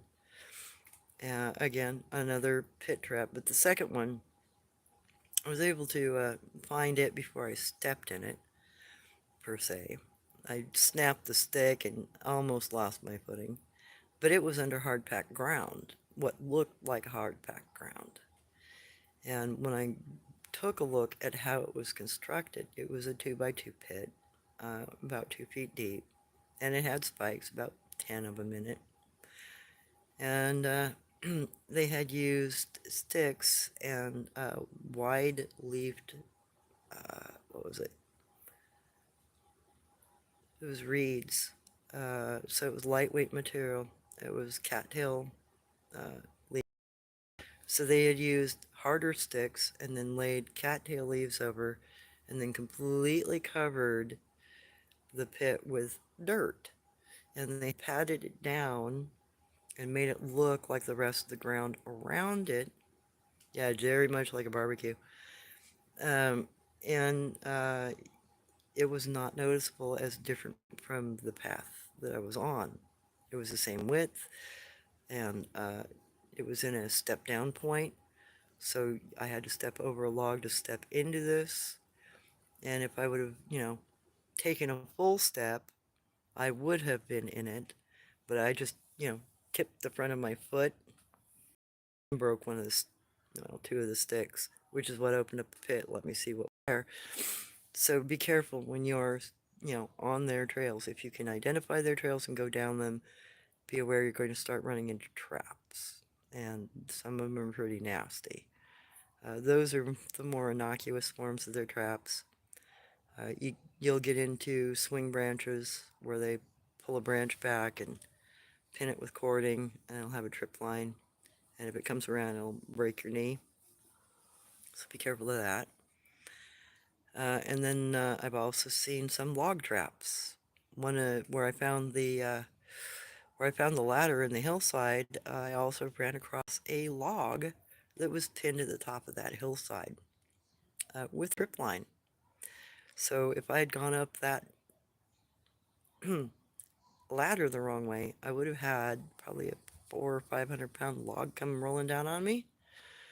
So be careful and be very aware. And if you don't know anything about traps, the best research I would suggest would be any kind of Boy Scout manual or Girl Scout manual on trail markers and traps, because it seems that a majority of the traps that they use are very similar to the very simple survival traps that to Boy Scouts. And some of the trail marker types are the same as what are in our manuals. So I'm assuming we may have originally learned these things or tactics from them, or we both use the same tactics and the same traps. Either way, those manuals will help you understand, how they utilize tools and what kind of tools that are trap tools are and how they are constructed. And that will give you a heads up compared to other researchers, because most other researchers don't even realize they use traps. Yeah, so you got that on your side. Hang on, let me.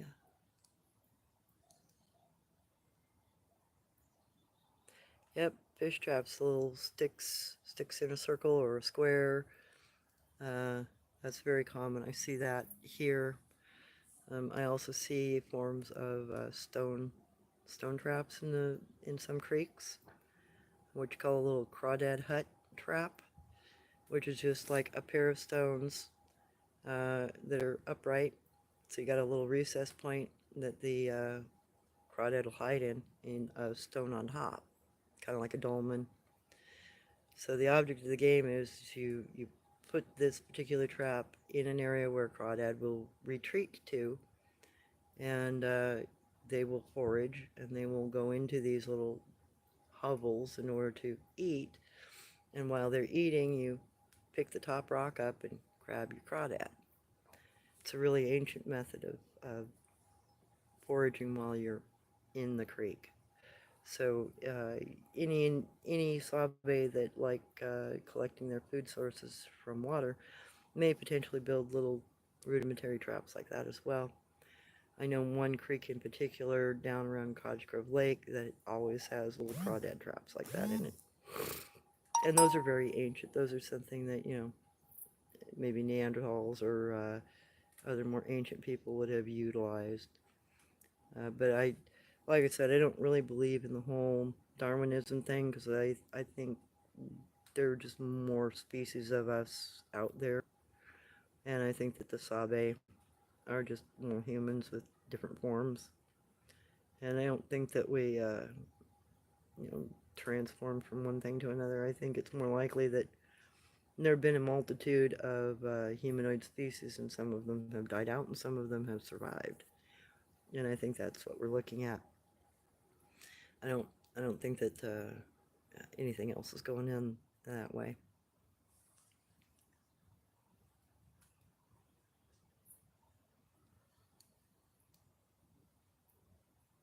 Yep, yeah, in the little holding pools, you'll see that a lot.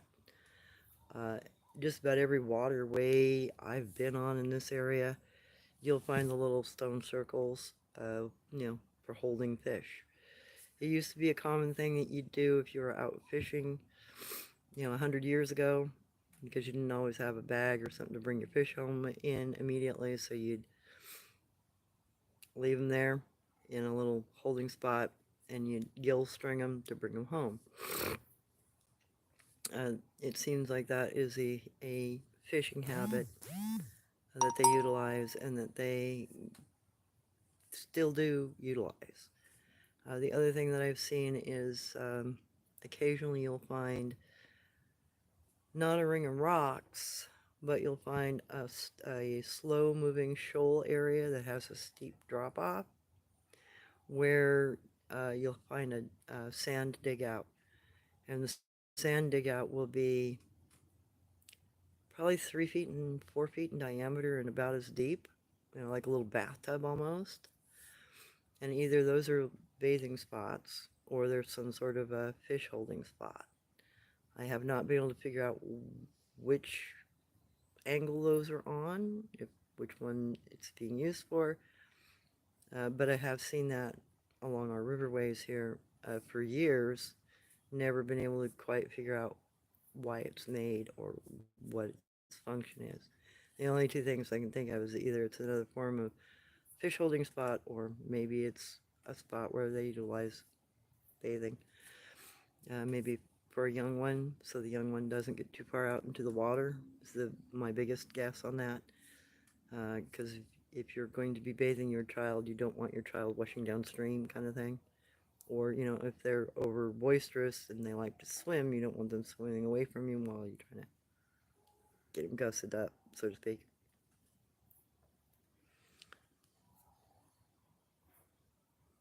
About scout manuals. Okay. So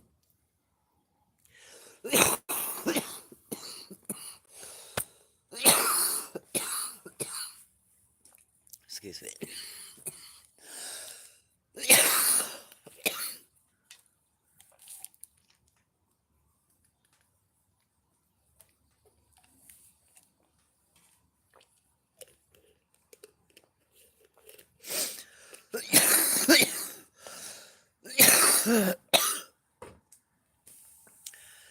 I personally prefer a lot of the Audubon style wildlife manuals because the amount of detail that are in those manuals.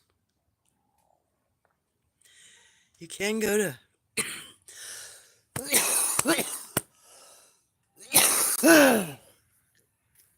you can go to hunting stores that have some decent manuals, but I always look for a manual that covers a particular set of information. I want to know about their track. I want to know about the eye shine. I want to know about their feeding behavior and their known territory. If you can get all of those elements in a manual for animals, then that will give you the specifics of your area, and it will very clearly delineate which critter you're looking at and which critter you're not looking at.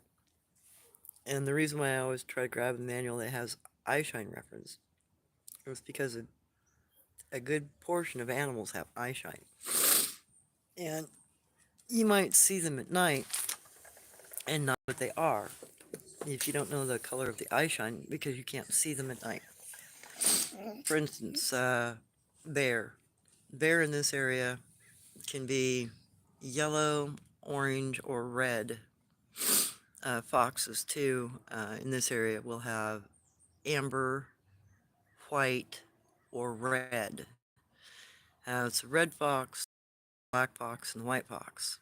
So sometimes in a species group, you'll have different eyeshine colors, just like domestic dogs commonly have blue or green eyeshine. So having a reference manual that tells you the eyeshine is a good thing to have.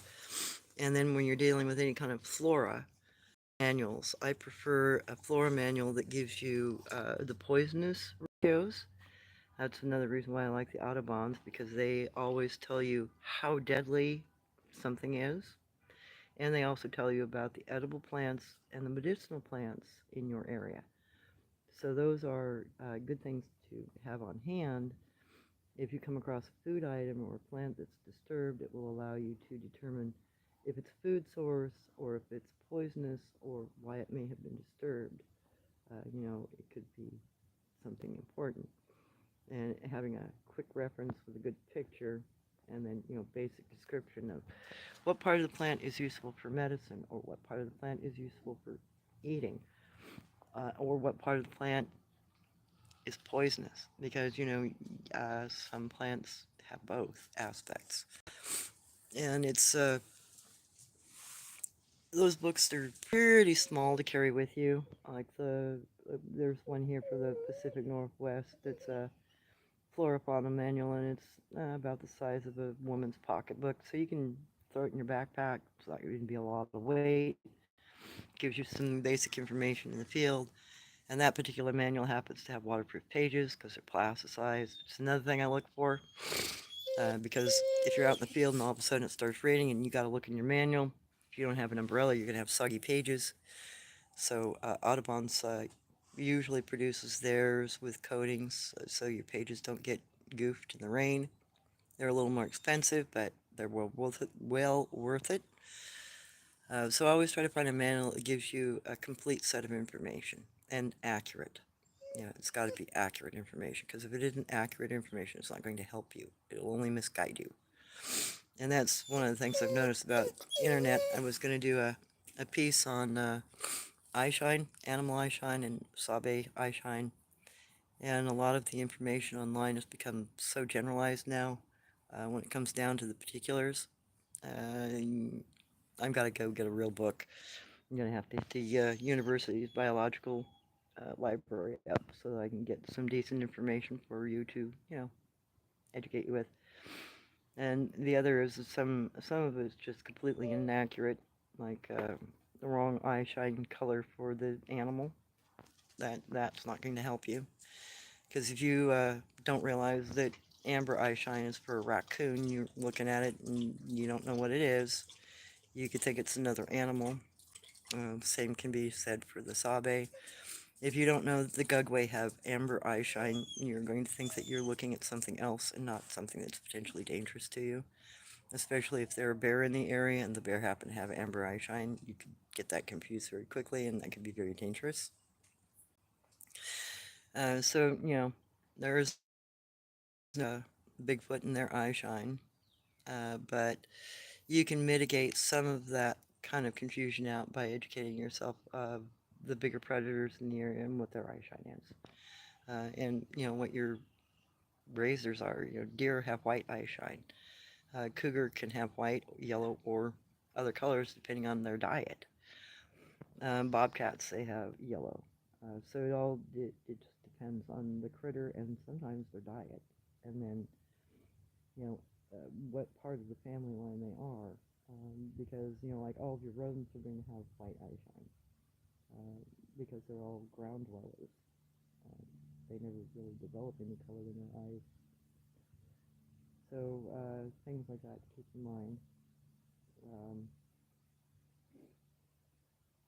and as far as tracking, try to, if you're wanting to learn, manuals are good, but it's better to watch somebody. So if you can find a few channels that have some good tracking information, that's excellent. I will start adding a little bit of tracking information in, like what flip looks like when you're moving past through an area. Plants will have a tendency to turn back on themselves and flip, and that's pass-through evidence of something moving very quickly. So that's something to note, because then you know something's running instead of walking away from the area. And that kind of flip evidence will happen at your joint areas, knees and elbows. Commonly in people will create flip or ankle. In a deer, it will be the leg, running, or horn that will catch something and flip it. So knowing knowing the positions of where you're going to find evidence, and then being able to identify it accurately as to what potentially made it, that helps. And then overall, when you're dealing with tracking, you're dealing with very similar behavior in the Sabe. Most of the stuff that we do, they do. And there's a lot of the tracking evidence, with the exception of the kind of gorilla-ish looking pathways, which, our pathways kind of look that way too, actually, when you think about it. Uh, Almost all of their body movement is so similar to us. Once you learn how to track a human, you can track these guys pretty easily, because the movement's still very similar. Sorry, Sky, I had my hand over it. That's my bad. I switched hands and forgot where I put my palm. Hey, Sheldon. Okay, so Sheldon may be challenging them to shallow water. That's what it looked like. I don't understand that one, but okay. Sheldon, have you ever observed them closing one eye when hit with light? Yes. They will close one eye, and the other thing is they will actually use winking as a form of communication. So one of the things when you start getting them to communicate with you that you might experience is they will sit there and they will wink one eye. And it will be a left or a right eye, and each eye has a particular meaning. So not only will they close their eyes or wink at you when you put a light on them, they also use their eye shine as a form of Morse code, kind of like the knocking, but they'll use a series of blinks and winks to communicate with. Which, when the first time you see it, it's going to be a little like, what the heck am I seeing? Because you might get blink, blink, and a wink. And you're like, okay, what does that mean? Well, blink, blink, and a wink is a hello, friend. So they use that same knocking sequence with their eye shine.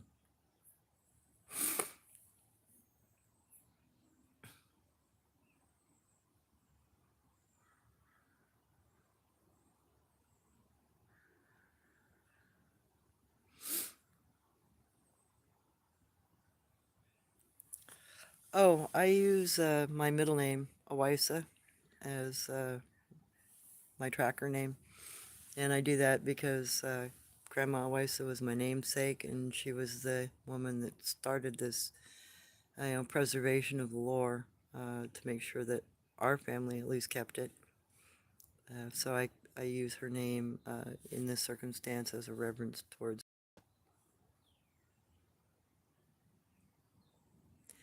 Yeah, no worries, Sheldon. I'm glad to be here and be able to share this information because, yeah, I tried the whole research like everybody else does and go out and do all the whoop whoop whoop and knock knock knock, and found that they didn't respond. So I went back to what I learned from Jen Jen and my mother and grandmother, and it seems to be more how they communicate, and I get responses. I get more consistent responses, and it seems like the overall interactions are more reliable, and it seems to build a better, you know, um, relationship quicker with them if you can learn their knock styles. They all of a sudden start including you more, and I think at this point this group may have adopted me to a degree. And that's the other thing is, once they realize that you understand any portion of their language or their communication, they will start including you. They will stop warning about you, and they will start trying to let you know about things.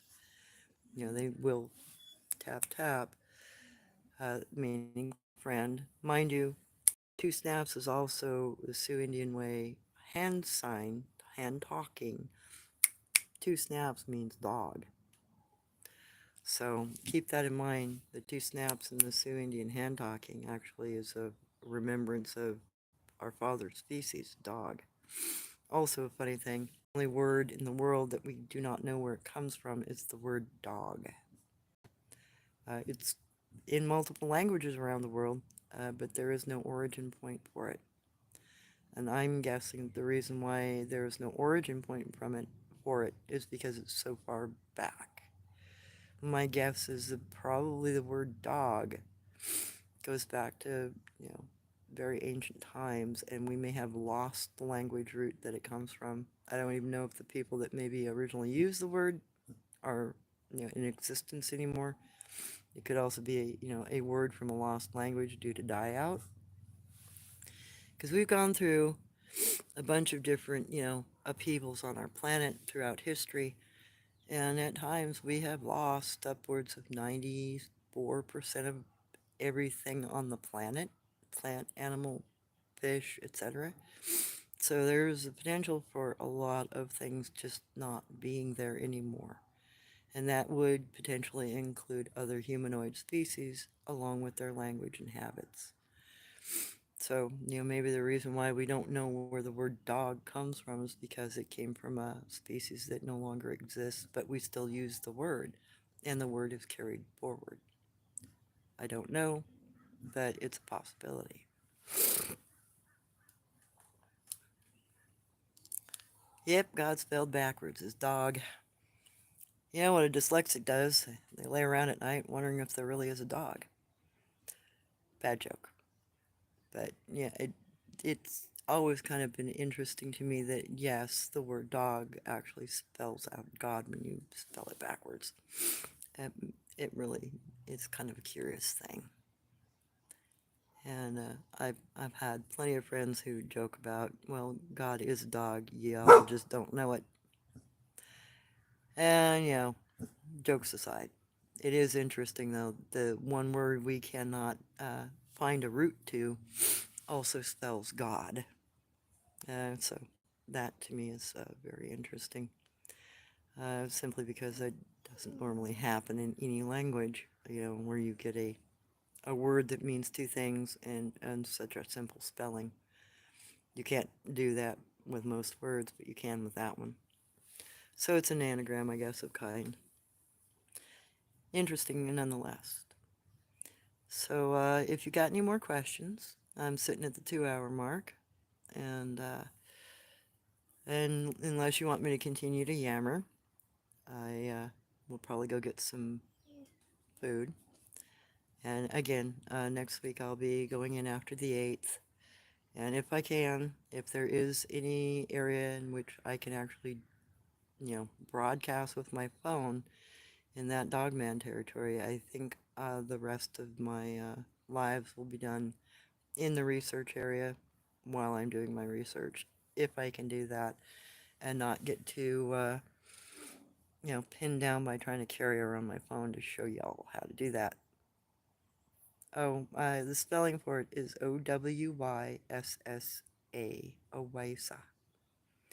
And the funny thing about her name is it's actually a Gaelic name, as far as I can tell.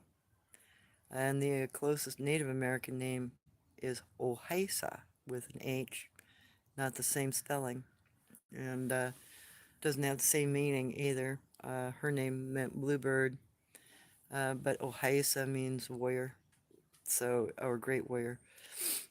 So somehow there's a language difference in her name too that I don't know how a Native American could have had that as a first name. I know why her last name is Albertson, because her family group supposedly had connections to Nordic people who came into Lake Superior with their boats, and supposedly there was a marriage in the 700s with a Viking that stayed here in America whose last name was Albertson, and that was one of her ancestors. So, Vikings being here in America might be a bigger reality than people realize.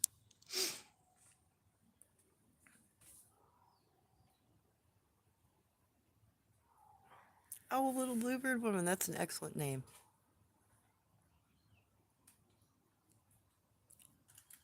Hey, Di.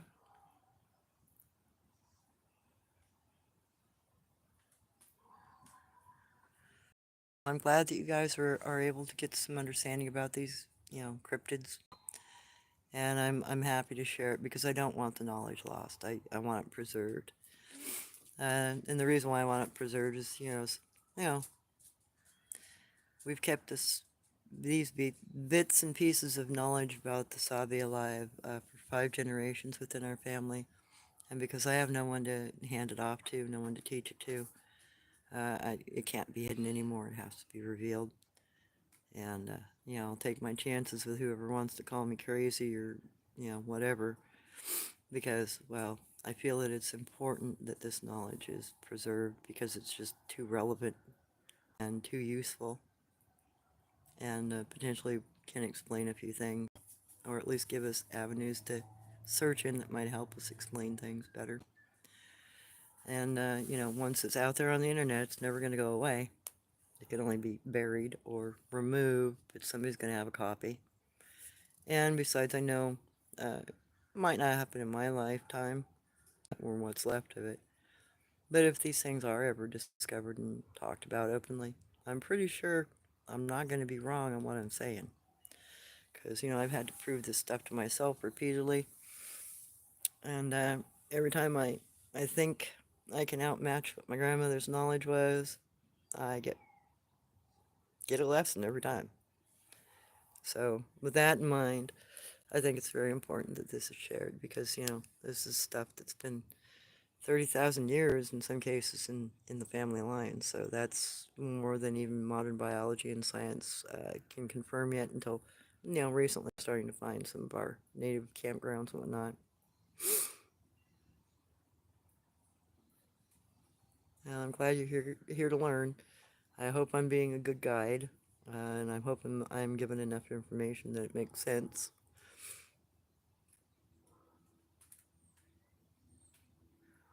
And yes, a lot of people who experience a Sabe encounter, they definitely all of a sudden, you got to know. You have to know. You want to know more because what you saw, what you experienced, doesn't make sense. It isn't what you thought. It isn't what you expected. So, that's something that I think over the next probably 15 or 20 years, I think this topic is going to become far more popular. And I believe that people are going to probably find far more information in the next few years than they have in the past because so many now are actually kind of understanding that they are not just like a normal gorilla or chimpanzee. They're not just a species that you can push out of an area and they'll leave. No, they just adapt and they become your neighbors. And, maybe they take your stuff and maybe they leave it alone.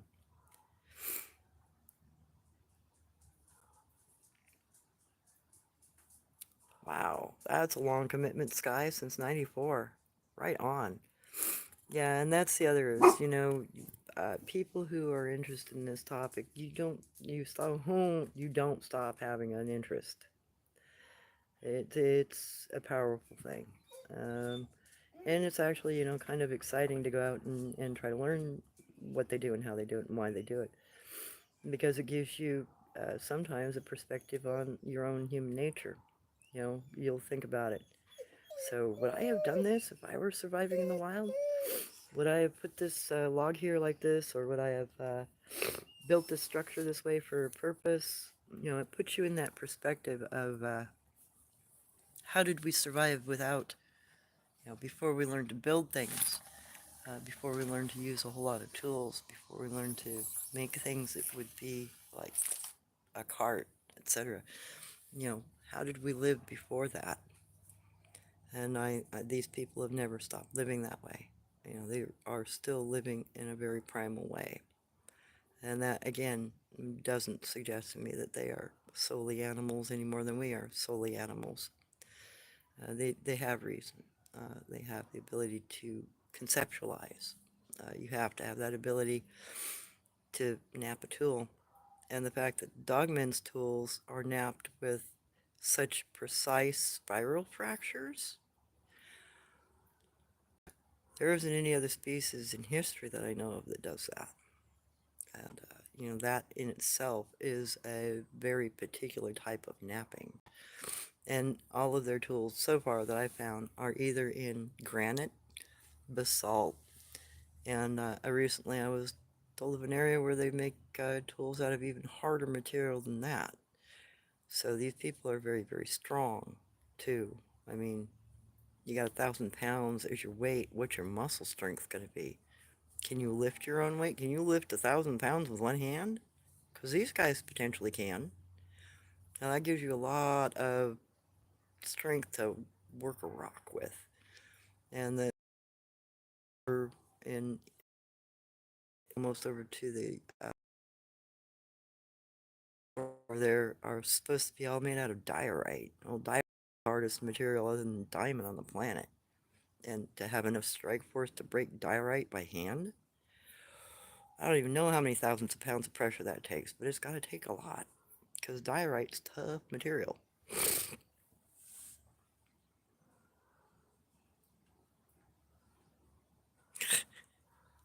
Killer sense of humor. Ah, well. I am so glad that you guys have come along for the ride, and I'm everybody who comes to these lives, and thank you so much. I will be able to, every 24 hours, I can put up another one. So I'm going to backlog and try to get up all of them here in the next few weeks, because I've made quite a few before at this point. And hopefully, these lives will just automatically post as publicly available. If not, I will go in and make sure that they become publicly available.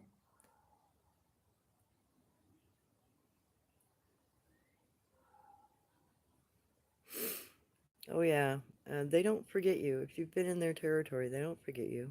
And they will memorize your face. Just like, we can see somebody and go, oh yeah, I recognize you. They do the same thing.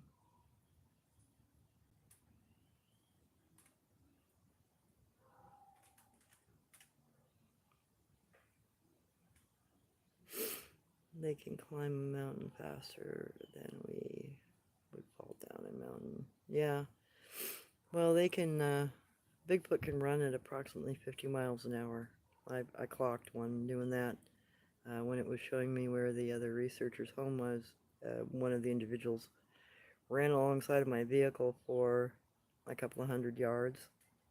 And mind you, he was also had both arms outstretched and were breaking off, like 4 to 6 inch around trees as he was running. So that's 50 miles an hour while he's breaking trees. So I've seen that.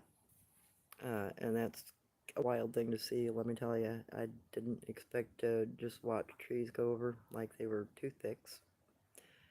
And um, the movement, that individual's movement was incredibly fluid. It was like watching a parkour racer doing their thing. Because, once he ran and broke the first like 6 or so trees, he dropped his arms and he was just full out. And he pointed to the man's home.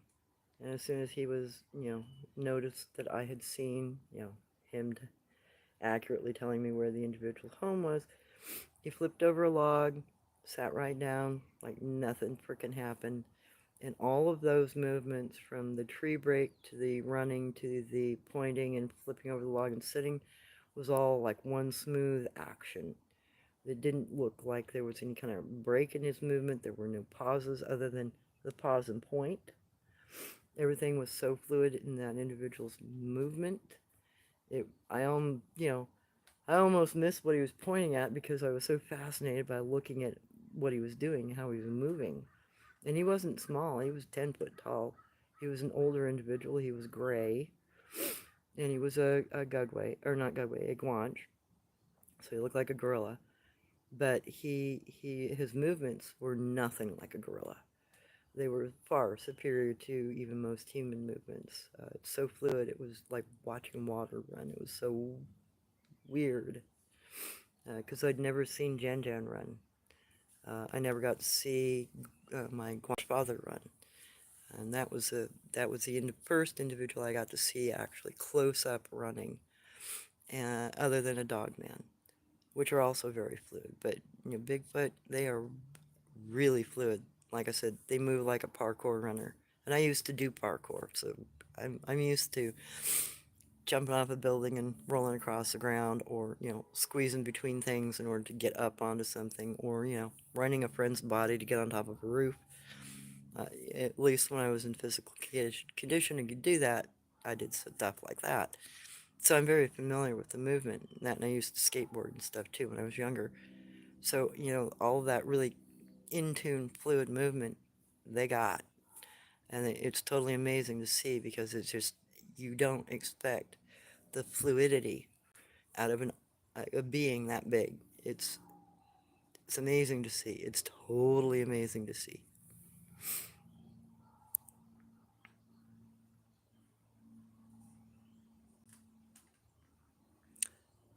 Oh yes, Sky. They will bend trees very easily. Jen Jen, when she was on the ranch, my dad made me an area I could play in, and it had cedar trees in it. So he'd asked if I wanted the branches left low to the ground when he was clearing out some of the internal parts of the trees. And I said, yeah, I wanted some branches saved so I could use them. I could put a blanket across them, and I could use them like a chair, because you can tie a blanket into a pair of branches and use it like a hammock or a chair. And he left me several branches so I could do that. And Jen Jen noticed that I was using them as a chair. And she was being motherly, and she was helping me out. And I think there were 3 inch to 4 inch branches, cedar branches. So one day, about 3, 4 days after my dad trimmed everything out, and I'd already been sitting, using my blanket as a seat spot in the branches, I come to do my same thing, and my limbs are all soft. They were limp, like dropping limp.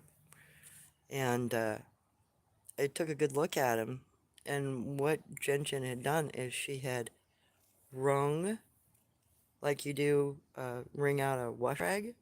She had twisted the fibers in the cedar so much that they were soft enough I could bend that limb into any position I wanted without it breaking.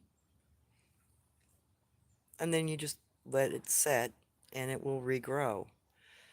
So yes, they will soften branches by wringing them by hand and breaking the fibers enough that the branches become malleable. And that's how they build their baskets in trees, and how they turn material over on itself without breaking it. They work it before they bend it. They work it to loosen the fibers, but allows that branch to remain alive. And once the branch is fixed into the position they want, they just let it regrow, because those fibers will, refill, grow back in. It won't die, but you'll have a 90-degree turn or more. So they do that. And they will do that in anything on the ground up to anything on the top of a tree. And again, wherever they are in branches in a tree, those branches will typically be thicker around, because, yeah, poor car.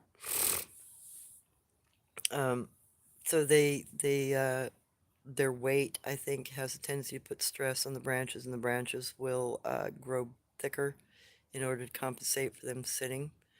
So when you're looking up into trees and you're trying to find things, sometimes you'll find either the twisted, branches, or you'll find thicker branches that are kind of in a platform style, where they're in a fan out away from the tree trunk, and they'll all be on one level typically.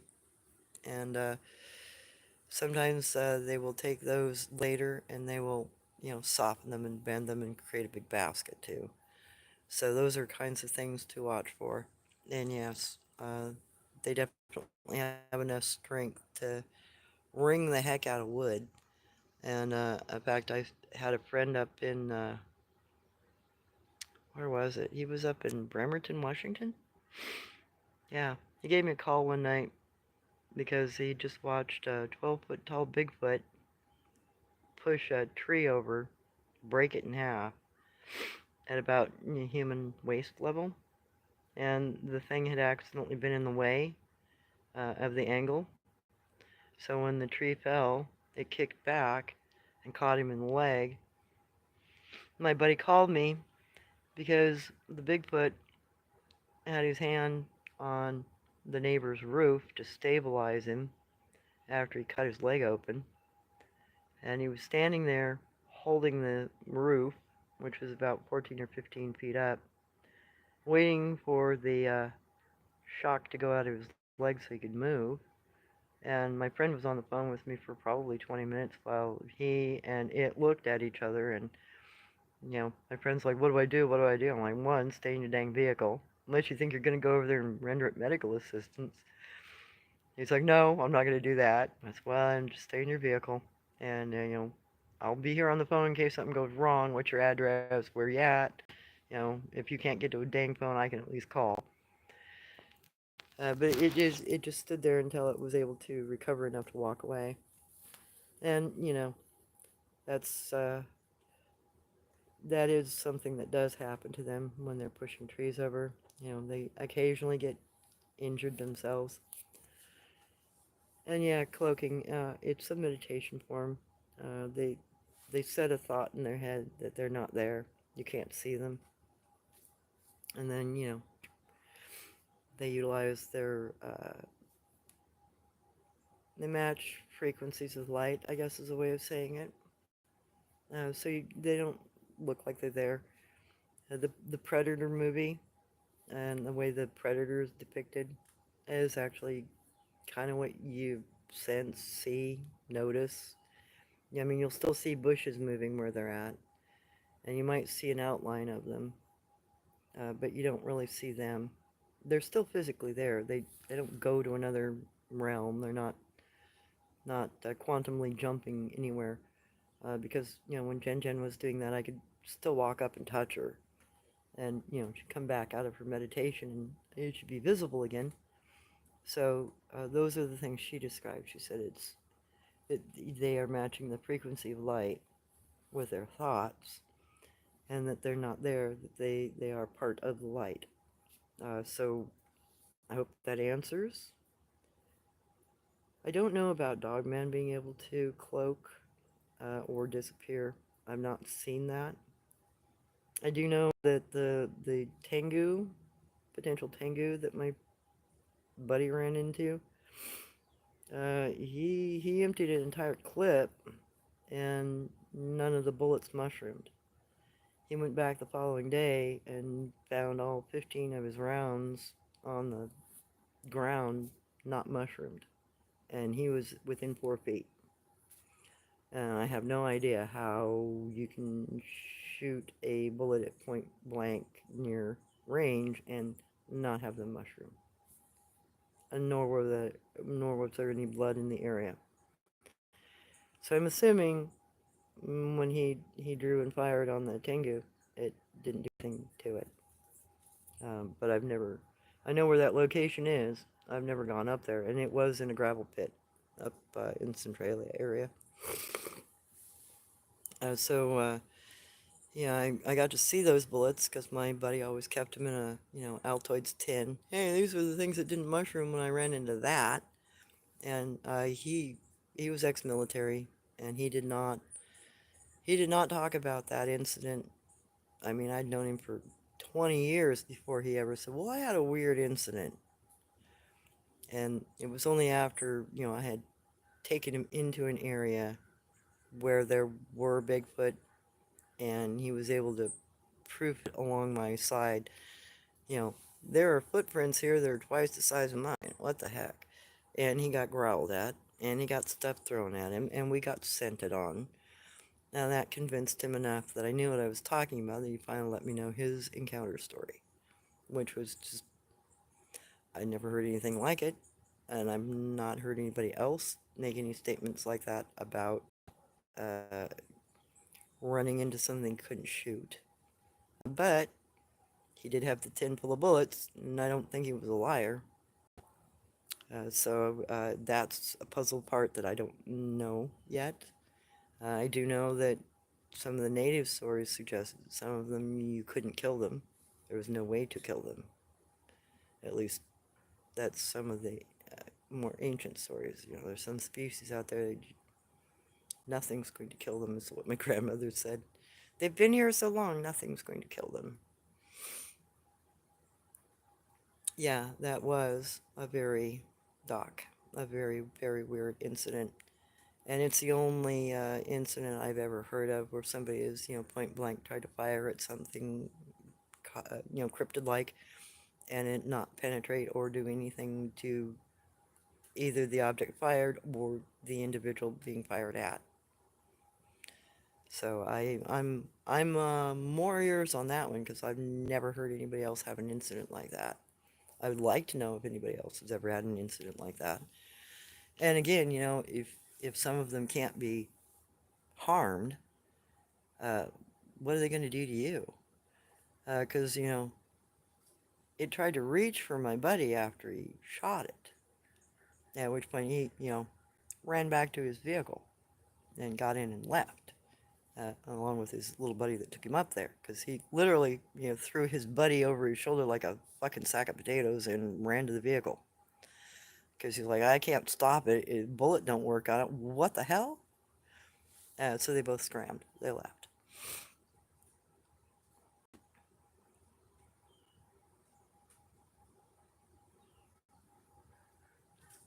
Is a DM, but its face and head is bald.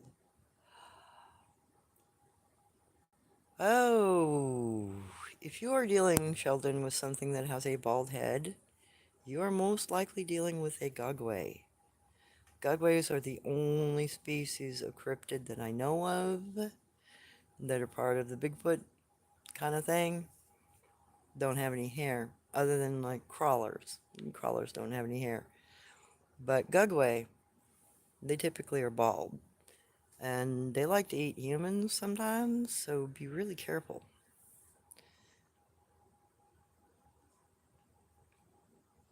Oh, it has a mohawk. Pointy ears on the sides. It almost looks like a bald Rottweiler. Okay, not bald.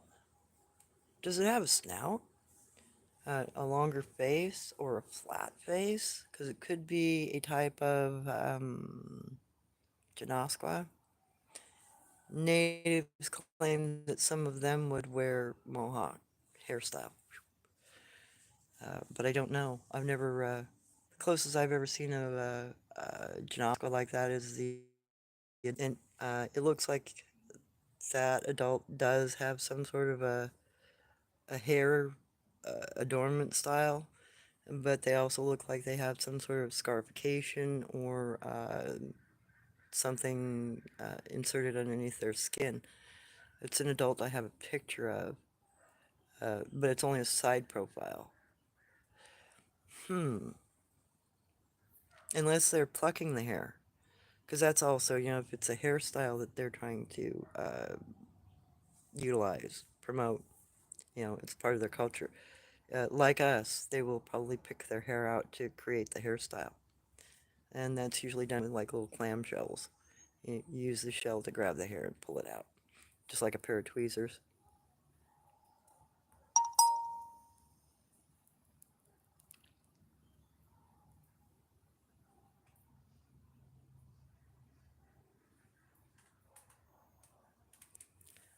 Really?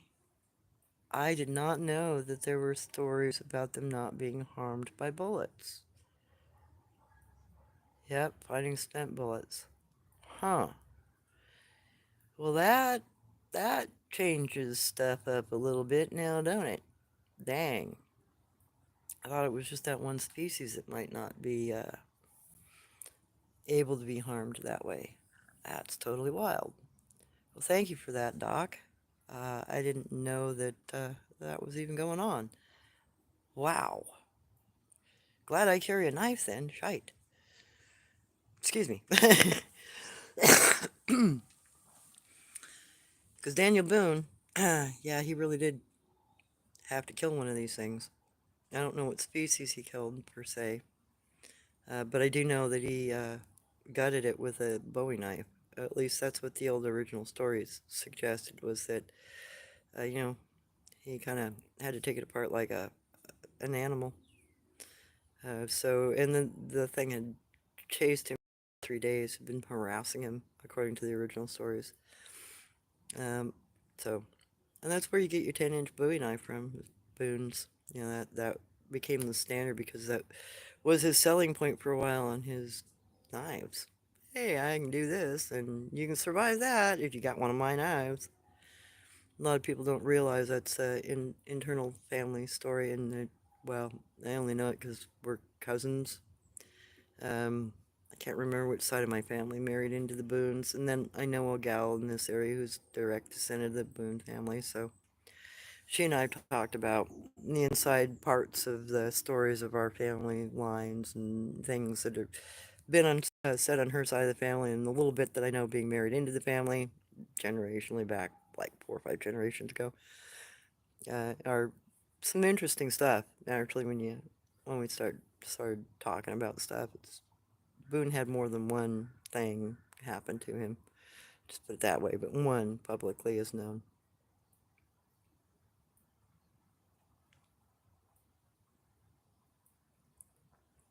It's good to meet you too, Doc, and thank you for lurking. I appreciate it. So now I'm at 2.5 hours and I'm just kind of yammering. So unless you guys have some questions, I think I'm going to cap it off here and go get something to eat and get my mindset back into tracking. Because, I've been kind of relying on, using their uh, guide sticks, their kana and kanji. And if I'm going to be trying to show you guys a little bit about tracking stuff, I got to get my brains wrapped back around that so that I'm not making mistakes like, well, that branch has been broken a week when it's only been broken 2 days or less. Yeah, I don't. I need to clean up my visual act on that one, so to speak. And let me think. There won't be a Wednesday show. There will be a Friday show next week, and the following day I will be able to go into the Dogman area, and I will film the area where my buddy grabbed the pine maple and had it twisted around his wrist, and where the dog man turned over the 4-inch pine maple and just turned it upside down like a big exclamation point. Those two items are still in the woods there.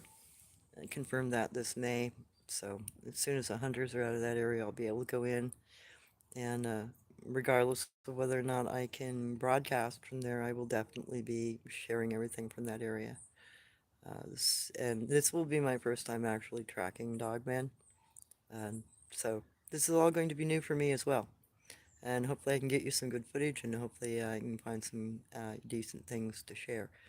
There are some structures in the area, but they're really rudimentary and very small. I have found some other stuff, and I have found also prints, not, human-like prints, not just dog prints in the area. So I think there might be a mixed group, or maybe there are two groups in that area. I'm not sure yet. I won't know until I get in there and actually like scout. But again, this is about 70 acres of property. And then where I found the bounce dog track actually has about a 9-mile swath of like forested area versus lake versus river versus hilled area, waterfall, etc. ad nauseum, and it's just, from what I understand, you pick your way through a good portion of, I don't know how many acres are out there, probably 800 or 900 acres on the other side where you can get back into along the riverway and what have you, but I don't know how overgrown it is. I have to go explore it to find out, because the things I was told about it was, 30 years ago, and it looks like it's overgrown some, so some of that area might be difficult to get through, but that's okay. I will be doing it anyway.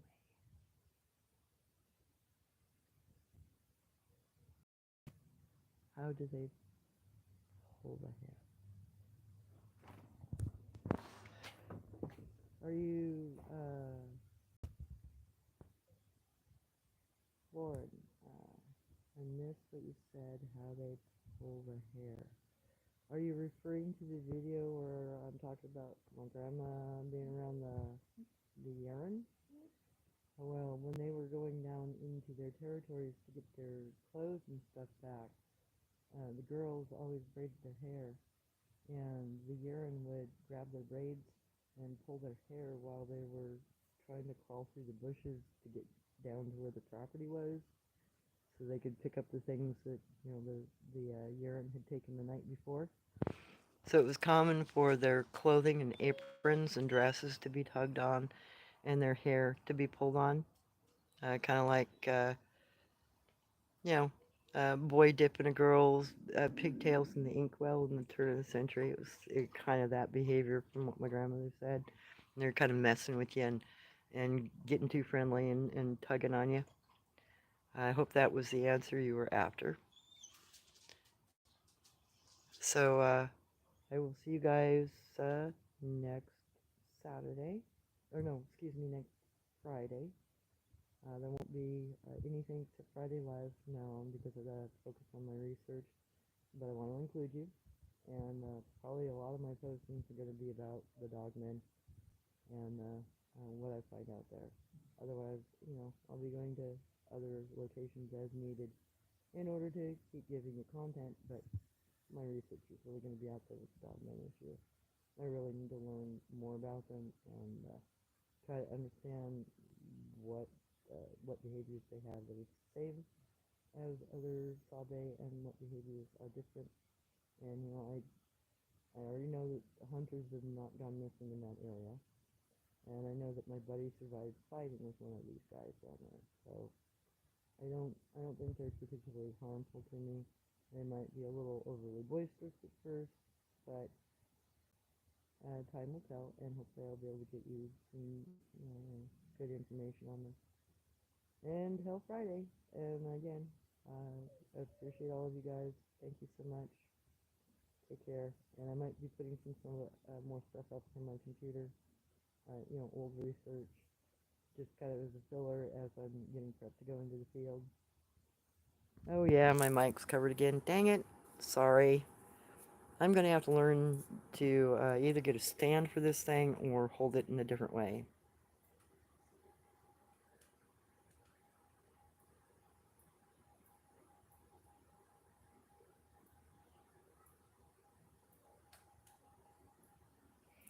Yeah, I think they're, hey Justin, I think that they use their infrasound to mess with the electrical equipment. Um, and I don't know if that's even possible, but I've had batteries go dead all of a sudden. And the weird thing is when I backed out of the area, I get a little juice back in the battery. So that's always kind of puzzled me, how can my battery go from like 90% to 0, and then how can I get like 20% or 10% of it back if I just get out of that area? So either there's an energy field in those areas that are causing a power drain, or there's some other kind of thing going on that is, causing an interference.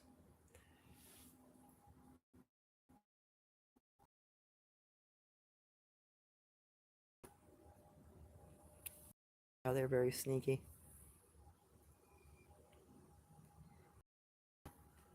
Hey, Starseed. Yeah, you're welcome for the info. I'm glad that I have it to share. You know, without my educational background from my native grandmother and my mother, I would never have any kind of information like this to share or to try to preserve. So I'm glad that you're finding it great. Alrighty, guys. Talk to you later. Bye. Have a good night. Be safe.